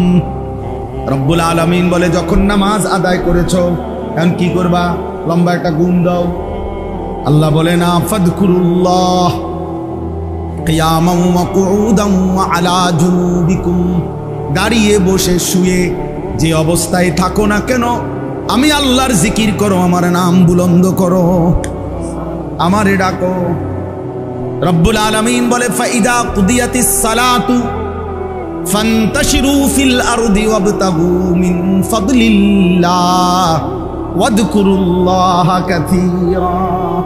নামাজ শেষ হয়েছে বান্দা, ঠিক আছে, মসজিদ থেকে বের হও, জমিনে ছড়িয়ে পড়ো, যার যেখানে রিজিক আছে রিজিকের তালাশে কর্মের ময়দানে ছুটে পড়ো। তবে বান্দা স্মরণ করো, ওয়াযকুরুল্লাহা কাসীরা। যেখানেই যাও, বাসে কিংবা গাছে, হাটে কিংবা বাজারে, ঘরে কিংবা বাহিরে, ব্যবসায় কিংবা চাকরিতে, আমি আল্লাহকে বেশি বেশি স্মরণ করো। আমারে ভুইলো না, আমারে সঙ্গী বানাও। ফাইদা কাদাইতুম মানাসিকাকুম ফাযকুরুল্লাহ কাযিকরিকুম আবাআকুম আও আশাদ্দা যিকরা। আল্লাহ বলেন হজ্জের সব কাজ যখন শেষ হয়ে যাবে এখন কি করবা? এখন কম্বল কিনবা, কম্বল কিন। হ্যাঁ, আজি সাহেব শুধু কম্বল কিন, শুধু কম্বল। শুধু মুসল্লা, শুধু কম্বল, শুধু ঘুরে আর ঘুরে। আল্লাহ বলেন না, ফাদকুরুল্লাহ, আমি আল্লাহ তাআলার জিকির করো, আবার আমার স্মরণে লাগো। রমজান শেষ হয়েছে, ওয়ালি তুকমিলুল ইদ্দাতা ওয়ালি তুকাব্বিরুল্লাহ। আল্লাহ বলে গুনে গুনে রমজান পূর্ণ করো। রমজান যখন পূর্ণ হয় এবার কি করো? ওয়ালি তুকাব্বিরুল্লাহ, আমার তাকবীর বলো, তাকবীর বলো। হর আমল, প্রত্যেক আমল ভাইয়া মালিকের চাওয়া, বান্দা আমল যখন যেটা দিছি তখন সেটা করো। বাকি জিকির আমারে ছাইরো না, আমার ডাক তুমি ছাইরো না। তুমি এখন কোনো আমল না থাকুক, মুমিনের কোনো অবসর নাই। মুমিনের এমন জীবন হতে পারে না যে এই মুহূর্তে আমার হাতে কোনো কাজ নাই, এটা কোনো মুমিনের জীবন না। এই মুহূর্তে কোনো কাজ নাই, না না, এই মুহূর্তে আল্লাহর জিকির, এটা সারাক্ষণ আমার উপরে চলমান ডিউটি। এই জন্য এই জন্য কি এত কোনো কি নাই, ঘুমাইছো হয়তো ঘুমাও, ঘুমের থেকে উঠছো তো আমার ডাকো। নবীজি সাল্লাল্লাহু আলাইহি সাল্লাম ঘুম যাইতে কি বলতেন? আল্লাহুম্মা বিসমিকা আমুতু ওয়া আহইয়া, আল্লাহ আপনার নাম নিলাম, ঘুমাইতে যাচ্ছি, মরতে যাচ্ছি। ঘুম থেকে জেগেই নবীজি সাল্লাল্লাহু আলাইহি সাল্লাম বলতেন সাথে সাথে, আলহামদুলিল্লাহিল্লাযী আহইয়ানা বা'দা মা আমাতানা ওয়া ইলাইহিন নুশুর। মাওলা আপনারই প্রশংসা, আমি তো মরেই গেছিলাম, আপনি জীবন ফিরিয়ে দিলেন। এই যে আল্লাহর নাম। বাথরুমে ঢুকবার আগে যেন আল্লাহকে বলছে, আল্লাহ একটু পরে বাথরুমে ঢুকবই, এইটুকু সময় তো তোমারে ডাকা যাবে না, টয়লেট বাথরুমে। ঠিক আছে মাওলা, যেন শুরুতে ডেকে নিলাম। হ্যাঁ, আল্লাহুম্মা ইন্নী আউযু বিকা মিনাল খুবুসি ওয়াল খাবাইস, আগে ডেকে নিলাম। বের হইতেই সাথে সাথে রব্বুল আলামিন শিখাইছেন, নবীজি করছেন, মাওলা আপনাকে কেমনে ভুলে থাকি। গফরানাকাল হামদুলিল্লাহিল্লাযী আযহাবা আন্নিল আদা ওয়া আফানি। আবার মাওলার নাম। কার নাম? এজন্য রব্বুল আলামিন বলেন, মান শাগালাহু যিকরি আন মাসআলাতি আতাইতুহু আফদালা মিম্মা উতিয়া সাইলিন। আমার কোন বান্দা যদি আমি আল্লাহর জিকির বেশি বেশি করতে গিয়ে যদি আমার কাছে দোয়া করতেও ভুলে যায়, যদি আমার কাছে নিজের প্রয়োজন বলতেও ভুলে যায়, আমি আল্লাহ ওয়াদা দিলাম, সব মানুষ চাইয়া আমি আল্লাহর থেকে যা নিয়েছে আমার জিকিরকারী বান্দাকে আমি তার চাইতে বেশি দেব। মান শাগালাহু যিকরি আন মাসআলাতি, আমার জিকির যারে দোয়া থেকে বিরত রাখলো, দোয়া করার সময় পায় নাই, আল্লাহরে বলতে বলতে ডাকতে ডাকতে এতটা মজা পাইছে যে ফজরের ওয়াক্ত হয়ে গেছে। সুবহানাল্লাহ, আলহামদুলিল্লাহ, আল্লাহু আকবার, লা ইলাহা ইল্লাল্লাহ। বারবার আল্লাহকে ডাকছে, আল্লাহ আল্লাহ আল্লাহ আল্লাহ আল্লাহ। বন্ধু আমার, হাদিসের মধ্যে আছে, বান্দা যখনই আল্লাহকে ডাকে রব্বুল আলামিন সাথে সাথে বান্দাকে ডাকে। কোরআনেও তো আছে, ফাদকুরুনি আযকুরকুম, তুমি ডাকো বান্দা, আমিও তোমারে ডাকবো। এখান থেকে জমিন থেকে বান্দা বলে আল্লাহ, রব্বুল আলামিন আর শাজিম থেকে বলে বান্দা। বলো না বান্দা আমি তো আছি, বলো না লাব্বাইক ইয়া আবদি, ও বান্দা আমার আমি হাজির, বলো। ওয়া ইযা সাআলাকা ইবাদি আন্নী ফাইন্নী করিব, আমার বান্দা যখন কোনো কিছু চায় আমি আমার বান্দার একদম কাছে চলে আসি। আমি যেন কাছ থেকে শুনতে চাই। বল না বান্দা কি কি দরকার, বলো না বান্দা। উজিবু দাওয়াতাদ দাঈ ইদা দাআনি, যখনই আমার বান্দা ডাকে আমি আল্লাহ প্রতিটা ডাকেই জবাব দিয়ে থাকি। সুবহানাল্লাহ, কত আয়াত দরকার। উদউনি আস্তাজিব লাকুম ইন্নাল্লাযীনা ইস্তাকবিরুনা আন ইবাদাতি সায়াদখুলুনা জাহান্নামা দাখিরিন। আল্লাহ বলেন আমার কাছে চাইতে আমারে ডাকতে যে অহংকার করে, মানে ডাকতে চায় না, খোদার কসম বন্ধু আল্লাহ বলছেন তারে লাঞ্ছিত করে বেইজ্জতি করে আমি জাহান্নামেই ঢুকাবো। সাইয়াদখুলুনা জাহান্নামা দাখিলিন, তোরে আমি বেইজ্জতি করমু।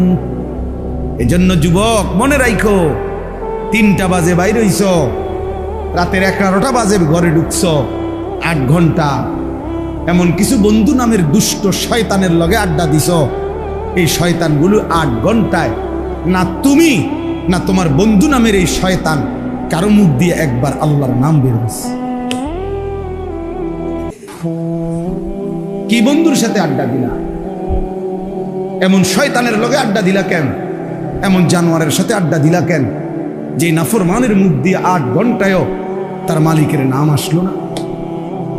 অথচ 3টা থেকে 11টা এই সময়ের মধ্যে তো 3 ওয়াক্ত নামাজ চলে গেছে না? এই 8 ঘন্টার মধ্যে আসরের আজান হয়েছে, এই 8 ঘন্টায় মাগরিবের আজান হয়েছে, এই সময়ের ভিতরে এশার আজান হয়েছে। কই বন্ধু নামের শয়তান কেন মনে করাইল না? এই জন্য কোরআনে আছে বহু নাফরমান ব্যক্তি হাসরের ময়দানে নিজের আঙ্গুল এরকম দাঁত দিয়া কামড়াইয়া ছিঁড়ে ফেলবে আর আফসুস করবে আর বলবে ইয়া লাইতানি লাম আত্তাখিজ ফুলানান খলিলা, হায় আফসুস আমার মন্দ কপাল, ওই দুষ্টটাকে আমি কেন বন্ধু বানাইলাম। যদি তাকে বন্ধু না বানাইতাম লাকাদ আদাল্লানি আনিদ যিকর বা'দা ইদ জাআনি, আমার কাছে আজান আসছিল, আমার কাছে কালেমার আওয়াজ আসছিল, কিন্তু এই বন্ধু নামের এই শয়তান আদাল্লানি আনিজ যিকরি, আমারে আল্লাহর জিকির থেকে পথহারা করে দিয়েছে। এই শয়তান আমারে পথহারা করে দিয়েছে। ওই আমারে একবারও আল্লাহর নাম বলতে দেয় নাই, ওই নিজেও বলে নাই, আমারও বলতে। আমার শায়েখ আল্লামা মুফতি মুশতাকুর নবী সাহেব, আমার জীবনে আমি বহু দেখছি, হুজুরের সাথে আমি লম্বা সফরে গেছি, কত লম্বা 8 ঘন্টা 10 ঘন্টার সফর।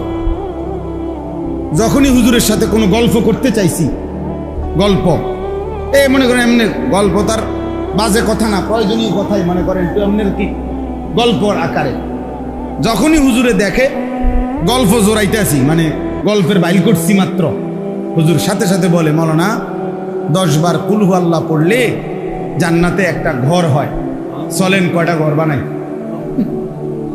মানে দিলবারি ফান্ডেল্লা, আমার গল্পটার উপরে কি দিয়ে দিল? ফান্ডেল্লা দিল। এইটা হুজুরের কথা। 10 বার কুল হু আল্লাহ পড়লে কি হয়? জান্নাতে একটা ঘর হয়। কয় চলেন দুজনে কয়টা ঘর বানাই, মানে জান্নাতে। তার মানে কি? তার মানে কুল হু আল্লাহ পড়েন, কথা বন্ধ করেন, গপ বন্ধ করেন। এই আমাদের কুমিল্লার বটগ্রামের হুজুর আল্লামা নুরুল হক সাহেব, যারা তাকে দেখছে জানে, আমি জীবনে কমপক্ষে 10 বছর ধরে আজকে ওনারে লাগাতার দেখি। আমি এই 10 বছরে কোনো দিন ওনারে দেখি নাই প্রয়োজনের অতিরিক্ত এক শব্দ কথা বলি, প্রয়োজনের অতিরিক্ত কথা শেষ, উনি অন্য কাজে ব্যস্ত, হয়তো উঠে গেছে। আমাদের জিঙ্গাইতেও না যে আমি যাই না, হুজুর কথা শেষ, আল্লাহকে নিয়ে থাকা। আজকে এটাই রাত হয়েছে অনেক, কেন জানি বেশি বলা হয়ে গেছে। সেলিম ভাই আসে মাশা, যাই হোক, লিয়াযকুরুসমাল্লাহ, তাহলে কুরবানি বলেন, হজ বলেন, নামাজ বলেন, জিন্দিগিতে সব এক এক সময় এক একটা ইবাদতকে আল্লাহ এভাবে সাজাইছেন।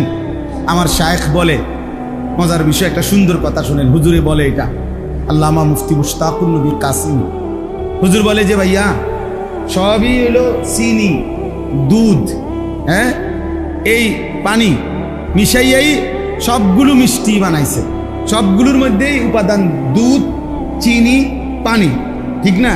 কিন্তু বিচিত্র মানুষের স্বাদের জন্য, বিচিত্র মজা আনার জন্য একটার নাম দিছে সন্দেশ, একটা নাম দিছে রসমালাই, একটা নাম দিছে কাঁচা গোল্লা, একটা নাম দিছে চমচম, একটা ছানা বালুসা, একটার এই নাম ওই নাম, কিন্তু সবগুলো মিলাইয়া মূলত দুধ, চিনি, পানি, এত কিছু না কইরা একটা বড় কইরা ফুটবলের মতো মিষ্টির একটা ছাক্কা বানাই দিলে তোমার হাসছি,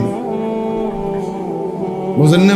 অথবা আরো বড় চাইয়া যে এটা একবারে তোমারে বানাই দিলাম, এটার থেকে একবারে হাত দিয়ে কামড়াইয়া যখন যে দূর লাগে খাইবা, ঠিক না? কিন্তু এই বৈচিত্র্যতা আসতো না তখন, ঠিক কিনা বলেন না কেন? তো আল্লাহ পাক রব্বুল আলামিন বান্দার মধ্যে যেন বৈচিত্র্যতা আসে, মজা আসে, স্বাদ আসে, এই জন্য আল্লাহ বলছে একবার বলো সুবহানাল্লাহ, এটা এক মজা পাইবা। আবার বলো আলহামদুলিল্লাহ, তো আরেক মজা। এবার বলো আল্লাহু আকবার, তো আরেক মজা। এবার বলো লা ইলাহা ইল্লাল্লাহ, এবার বলো আস্তাগফিরুল্লাহ, এবার বলো সাল্লাল্লাহু আলাইহি ওয়াসাল্লাম, এবার বলো মাশা আল্লাহ, এবার বলো নাউযু বিল্লাহ, এবার বলো আস্তাগফিরুল্লাহ, এবার বলো ইন্না লিল্লাহ। বলতে থাকো, এক এক আইটেমে বলো, তো আলাদা আলাদা ভিন্ন ভিন্ন, কিন্তু ঘুরে ফিরে সবগুলোর মূল মাকসাদ আল্লাহ। লিয়াযকুরু ইসমাল্লাহ, রবের নাম জিন্দা করা। কার নাম? আল্লাহ। ফাইলাহুকুম ইলাহুন ওয়াহিদ ফালাহু আসলিমু, অতএব তোমাদের ইলাহ কেবলই একজন। কয়জন? ফালাহু আসলিমু, কাজেই আমার বান্দা সেই আল্লাহর দিকেই ঝুঁকে পড়ো, সেই আল্লাহর কাছেই নিজেকে সমর্পণ করো। ওয়াবাশশিরিল মুখবিতিন, আল্লাহ বলে বন্ধু আমি আল্লাহর প্রতি অনুগত বিনয়ী যত বান্দা, আমার এমন প্রতিটা বান্দাকে জান্নাতের সুসংবাদ দিয়ে দেন। আল্লাযীনা ইদা যুকিরাল্লাহু ওয়াজিলাত কুলুবুহুম, আল্লাহ বলেন কেমন বান্দা বিনয়ী, কেমন বান্দা আমার অনুগত, কেমন বান্দার জন্য জান্নাতের সুসংবাদ। এক নম্বরে হলো আমি আল্লাহর জিকির যখন করে, সাথে সাথে যখন তাদের অন্তর আমি আল্লাহর ভয়ে কাঁপতে থাকে, তাদের জন্য জান্নাতের সুসংবাদ। দুই নম্বরে ওয়াস-সাবিরিনা আলা মা আসাবাহুম, প্রতিটা দুঃখ, কষ্ট, যন্ত্রণা, পেরেশানি, প্রতিটা ঝামেলায় যে আমি আল্লাহর উপরে সবর করে ধৈর্য ধারণ করে, তার জন্য জান্নাতের সুসংবাদ। তিন নম্বরে ওয়াল মুকিমিস সালাহ, 5 ওয়াক্ত নামাজ যে ঠিকমতো আদায় করে, আমার এমন অনুগত বান্দার জন্য জান্নাতের সুসংবাদ। 4 নম্বরে ওয়া মিম্মা রাযাকনাহুম ইউনফিকুন, আমি আল্লাহর দেওয়া রিজিক থেকে যারা আমার রাস্তায় খরচ করে, হজ ফরজ হলে হজ করে, যাকাত ফরজ হলে যাকাত দেয়, কুরবানি ওয়াজিব হইলে কুরবানি দেয়, আবার সাদাকাতুল ফিতির ওয়াজিব তো সাদকায়ে ফিতির আদায় করে, দান করে, সাদাকা করে, অভাবী, গরিব, দুস্থ, অসহায়, এতিম, বৃদ্ধ, নারী, প্রতিটা বিপদগ্রস্ত, প্রতিটা দিনই কাজে যে দান করতে থাকে, আল্লাহ বলেন এমন বান্দার জন্য জান্নাতের সুসংবাদ। খালাস। আল্লাহ আমাদেরকে তৌফিক দান করেন। মূল বক্তব্য হইল কি বলা উদ্দেশ্য? মালিকের নাম উচ্চারণ। কার নাম? ওই জবান দামি হয় যে জবান তার রবের নাম। হাসরের দিন দুনিয়াতেও আল্লাহ বলছে, কোরআনে আছে, আলাম নাজআল লাহু আইনাইন ওয়া লিসানান ওয়া শাফাতাইন। আল্লাহ বলে আমি কি তোমার 2টা চোখ দেই নাই? আমি কি একটা জিহ্বা দেই নাই? আমি কি 2টা ঠোঁট দেই নাই বান্দা? তা আমার ঠোঁটে আমার নাম হবে না? আমার জিহ্বায় আমার নাম নিবা না? আমার চোখে আমারে দেখবা না? কি পরিমাণ মায়া করে কথাটা আল্লাহ আল্লাহ আল্লাহ যদি এটা সামনে আনিস চোখটা আমার না, তাই কি বলতাম যে আপনার। আল্লাহ যদি বলে আমার চোখে আমার কালাম দেখল না, আমার দেওয়া জিহ্বায় আমার নাম নিলা না, কেমন হলো এটা? তো পৃথিবীতে এরকম গাদ্দাররে ভদ্রলোক বলবে কি? যার থেকে সে 24 ঘন্টা পায়, সে তার প্রতি অকৃতজ্ঞ, সে তার বিরুদ্ধাচরণ করে, তার হুকুম অলঙ্ঘন করে। এরকম মানুষকে পৃথিবীতে কোন যুক্তিতে, কোন শব্দে তারে ভদ্রলোক বলবে? বলেন না কেন মিয়া? কথা বলে এজন্য কোনো বেনামাজি, কোনো হারামখোর, কোনো নাফরমান ভদ্রলোক হইতে পারে না। ইমানদারি ভদ্র, সেজদাওয়ালাই ভদ্র, কালেমাওয়ালাই ভদ্র। আল্লাহকে যে ভয় করে সেই কেবল কি? আল্লাহ আমাদেরকে তৌফিক দান করেন। আল্লাহ তোমাদের যুবকদেরকে কবুল করে নেন। প্রিয় ভাই, আল্লাহর দ্বীনের জন্য নিজেকে প্রস্তুত করো, কালেমার জন্য নিজেকে রেডি করো, 5 ওয়াক্ত নামাজ পড়ো এবং নিজের আখলাক চরিত্র হেফাজত করো। নারী, ছবি, মদ, জুয়া, জেনা, ব্যভিচার, অশ্লীল দৃশ্য, এই চুলের বেইমানি ফ্যাশন, কাফের মুশরিকদের অনুসরণ, এটা ছাড়ো বন্ধু, এটা ছাড়ো। বিবেককে কাজে লাগাও, হায়াতকে কাজে লাগাও, সময়কে কাজে লাগাও। নিয়ত করো, এখন হজ্জের মৌসুম। আমার তো প্রতিদিন বলি এজন্য, এখন এই হজ্জের মৌসুমে প্রতিদিন আল্লাহর বান্দা মালিকের ঘরের কাছে ছুটছে। এই ভাই, বিশ্বাস করেন যে এই চোখ কাবার ওই কালো গিলাফ দেখে নাই, মদিনার সবুজ গম্বুজ দেখে নাই, আমার দিল বলে তুমি কিছুই দেখো না। তুমি দেখলাই, তুমি দেখলাই কাবার কালো গিলাফই দেখো নাই, তুমি জীবনে কিছুই দেখো। মদিনার রওজার সামনে দাঁড়াইতে পারো নাই, তুমি বন্ধু কিছুই দেখো। এই জন্য আল্লাহ তাআলা আপনাদের সবাইকে আল্লাহর ঘর জিয়ারতের তৌফিক দান করেন। হ্যাঁ, নিয়ত করেন তো ইনশাআল্লাহ। কাবা কিন্তু মহব্বতের সফর, হজ ভালোবাসার সফর। এই জন্য প্রচন্ড ভালোবাসা আল্লাহর প্রতি যে দেখায়, আল্লাহ তারে তৌফিক দেয়। এটা ভালোবাসার সফর। এই জন্য আমরা সবাই ইনশাআল্লাহ নিয়ত করি, আগামী 28 তারিখ আমার হজ্জের ফ্লাইট। আল্লাহ যেন আমাকেও যাওয়ার তৌফিক দান করে। আল্লাহ যেন আপনাদের প্রত্যেককে, জওয়ান, বুড়ো, নারী, শিশু, আল্লাহ যেন প্রত্যেককে তার ঘর দেখায়। আজকের এই মজলিস, আজকের এই আয়োজন আল্লাহ তাআলা যেন কবুল করে নেয়। আমিন। ছেলেরা, নওজোয়ানরা আন্তরিকতা নিয়ে আয়োজন করছে। মাকসুদ ভাই অনেক ছেলেদের দেখাইছে, আলহামদুলিল্লাহ। যতজন জওয়ান, বুড়ো আজকের এই ছোট্ট আয়োজন মাহফিলের ইন্তজামে ভালোবাসা দিয়েছেন, সহযোগিতা করেছেন, বুদ্ধি পরামর্শ দিয়েছেন, আন্তরিকতা দেখাইছেন। বিশেষ করে এই প্রচন্ড গরমের মধ্যে কষ্ট করে বসছেন। আল্লাহ আপনাদের সবাইকে উত্তম বিনিময় দান করেন। আলহামদুলিল্লাহ রাব্বিল আলামিন। মাওলায়ে করিম আপনি মাফ করে দেন, রব্বে করিম আপনি মাফ করে দেন। আগামী জীবন আপনি সুন্দর করে দেন। সেজদাওয়ালা কপাল বানিয়ে দেন, কাঁদনেওয়ালা চোখ বানিয়ে দেন, জিকিরওয়ালা জবান বানিয়ে দেন, জিকিরওয়ালা জবান বানিয়ে দেন। আপনাকে ডাকার মতো একটা জিহ্বা দান করেন, আপনাকে সেজদা দেওয়ার মতো একটা কপাল দান করেন, আপনাকে ভালোবাসবার মতো একটা দিল দান করেন, আপনার গোলামি করবার মতো একটা জীবন দান করেন। আল্লাহ, এটুকু হায়াত আপনার গোলামি করবার তৌফিক দান করেন। কিশোর যুবক ছেলেগুলোকে নামাজি বানিয়ে দেন, চরিত্রবান বানিয়ে দেন। বয়স্ক বাবা চাচাদেরকে আরো বেশি নেক আমলের তৌফিক দান করেন। ওলামায়ে কেরাম আল্লাহ অনেক এসেছে, উম্মতের ফিকির দান করেন, দরদের নববী দান করেন। আয় আল্লাহ, সমস্ত কবরবাসীদেরকে মাফ করে দেন। কিয়ামত পর্যন্ত কবরের আযাব মাফ করে দেন। অসুস্থ বিমারি যারা শিফা করে দেন। প্রত্যেকের কামাই রুজিতে হালাল বরকত দান করেন। হারাম থেকে বাঁচান, হারাম থেকে বাঁচান, হারাম থেকে বাঁচান, গুনাহ নাফরমানি থেকে বাঁচান। আয় আল্লাহ, মা বোনদেরকে পর্দা পুশিদা দান করেন। ছোট্ট বাচ্চাদেরকে আল্লাহ দ্বীনের জন্য কবুল করে নেন। আল্লাহ, যার যত নেক মাকসাদ আছে পূরণ করে দেন। প্রবাসী বিদেশের জমিনে যারা সহি সালামতে নিরাপদে রাখেন, মাওলা আমার দেশকে নিরাপদ করে দেন, আমার দেশকে নিরাপদ করে দেন, আমার দেশকে নিরাপদ করে দেন। আল্লাহ, প্রতিটা মানুষের জান, মাল, ইজ্জত, আব্রু আপনি হেফাজত করেন।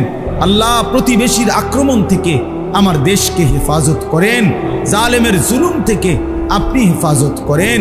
আল্লাহ, আপনি মাফ করে দেন, আপনি মাফ করে দেন। আয় আল্লাহ, আয় আল্লাহ, আপনার ঘর যারা জিয়ারত করতে পৌঁছে গেছে কবুল করে নেন। আমরা যারা যেতে চাই তৌফিক দান করেন। আমার এই বাবা ভাই প্রত্যেককে আল্লাহ আপনার ঘর দেখবার তৌফিক দান করেন, বন্ধুর রওজা দেখবার তৌফিক দান করেন। রাত গভীরে আখিরি ফরিয়াদ গাজা ফিলিস্তিনের মুসলমানকে বিজয় দান করেন, মজলুমের বিজয় দান করেন, ইসরায়েলকে ধ্বংস করে দেন, ইসরায়েলকে ধ্বংস করে দেন, নেতানিয়াহুকে ধ্বংস করে দেন। আল্লাহ, মোদিকে আপনি বেইজ্জতি করেছেন, নেতানিয়াহুকে আপনি ধ্বংস করে দেন, মাওলা ধ্বংস করে দেন। পাকিস্তানের মতো একটা বিজয় ফিলিস্তিনিকেও দেন, আল্লাহ গাজাকেও দেন। আল্লাহ, গাজার হাসি দেখতে চাই, ফিলিস্তিনের হাসি দেখতে চাই। আল্লাহ, এই চোখে দেখতে চাই।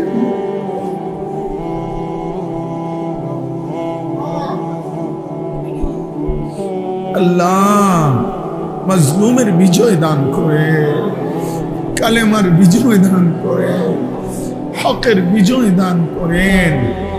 আল্লাহ, এই যুবক ছেলেগুলো, কিশোর ছেলেগুলো, ওদেরকে সেজদাওয়ালা বানিয়ে দেন। আল্লাহ, এরা দ্বীনের দিকে না আসলে আগামীর মাহাদির জন্য লড়বে কে? কালেমার জন্য লড়বে কে? মাওলা,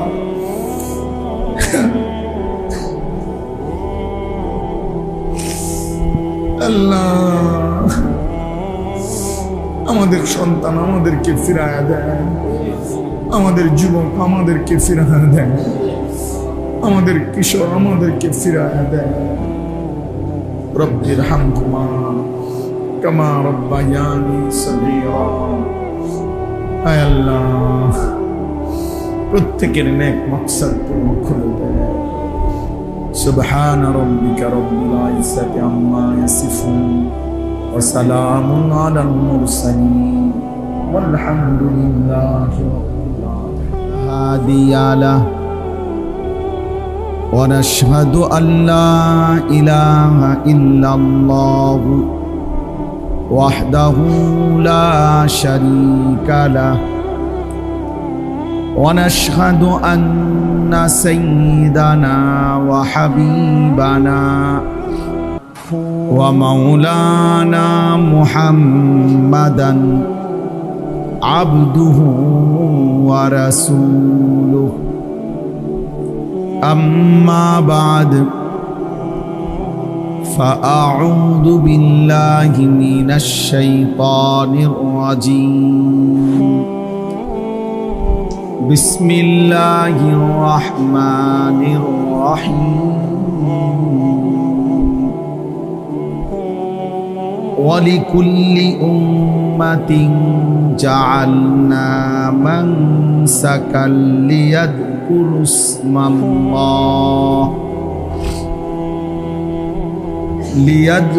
اسم الله على ما رزقهم من بهيمة الأنعام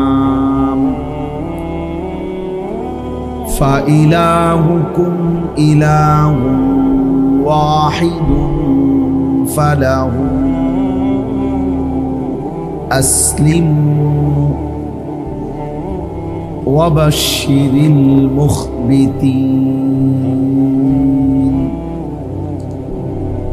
الذين إذا ذكر الله وجلت قلوبهم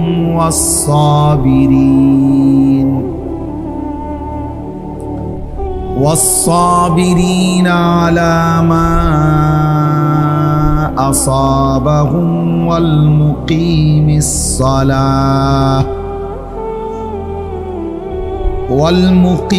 الصلاة ومما رزقناهم ينفقون صدق الله مولانا العظيم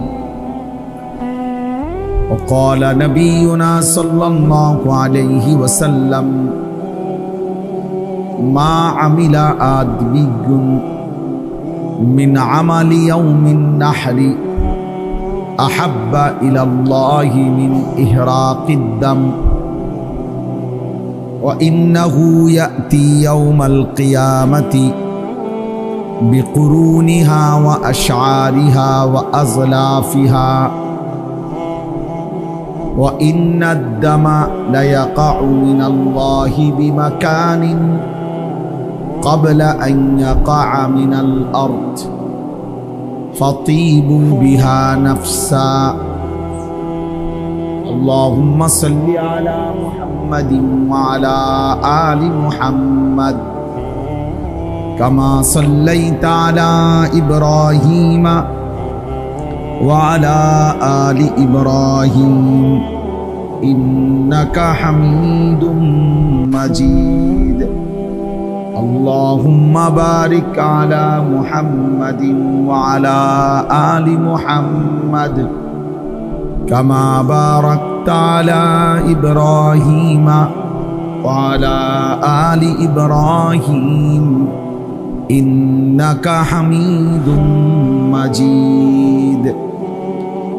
সুবহানাকা লা ইলমা লানা ইল্লা মা আল্লামতানা ইন্নাকা আনতাল আলিমুল হাকিম। ভিতরে আওয়াজ কম। আলহামদুলিল্লাহ, আল্লাহ পাক রব্বুল ইজ্জত যুল জালাল ওয়াল ইকরামের ফজল করম, রব্বুল আলামিনের অপরিসীম ইহসান, মেহেরবানি, দয়া, আল্লাহ তাআলা আমাদেরকে আজ 17 মে 2025 রোজ শনিবার কুমিল্লা জেলা লাকসাম উপজেলাধীন বাতাখালী খাঁবাড়ি জামে মসজিদে কুরআনুল করিমের দর্স ও ইসলাহি মজলিসে আল্লাহ তাআলাই আমাদেরকে আসবার বসবার, আল্লাহর জন্যই জমা হওয়ার তৌফিক দান করেছেন। এজন্য আমরা সকলেই বলি আলহামদুলিল্লাহ। আমার কাছে এখনো মনে হইতেছে আওয়াজ সব বাহির, ভেতরে আওয়াজ আপনাদের স্বাভাবিক হয় না। মসজিদের ভিতরে তো একটা আওয়াজ থাকবে।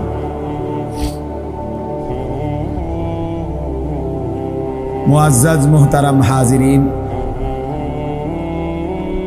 আমি আপনাদের সামনে পবিত্র কুরআনুল কারীমের 17 নম্বর পারা, কুরআনুল কারীমের 22 নম্বর সূরা, সূরাটির নাম হচ্ছে সূরা হজ। এই সূরার 34-35 এই দুইটি আয়াত তেলাওয়াত করেছে। অল্প একটু সময়ের মধ্যে ইনশাআল্লাহ এই দুই আয়াতকে সামনে রেখে সামান্য কিছু কথা আমরা আরজ করতে চাই। আল্লাহ তাআলা আমাদেরকে তৌফিক দান করুন। সূরাটি ছোট্ট সূরা, খুব বেশি আয়াত না সূরার মধ্যে। বাকি এই সূরার মধ্যে 78 আয়াত। আল্লাহ তাআলা অনেক গুরুত্বপূর্ণ কথা, অনেক হুকুম আহকাম, শরীয়তের অনেক বিধিবিধান, আখিরাত পরকালের অনেক মর্মস্পর্শী বর্ণনা এই সূরার মধ্যে আল্লাহ তাআলা উল্লেখ করছে।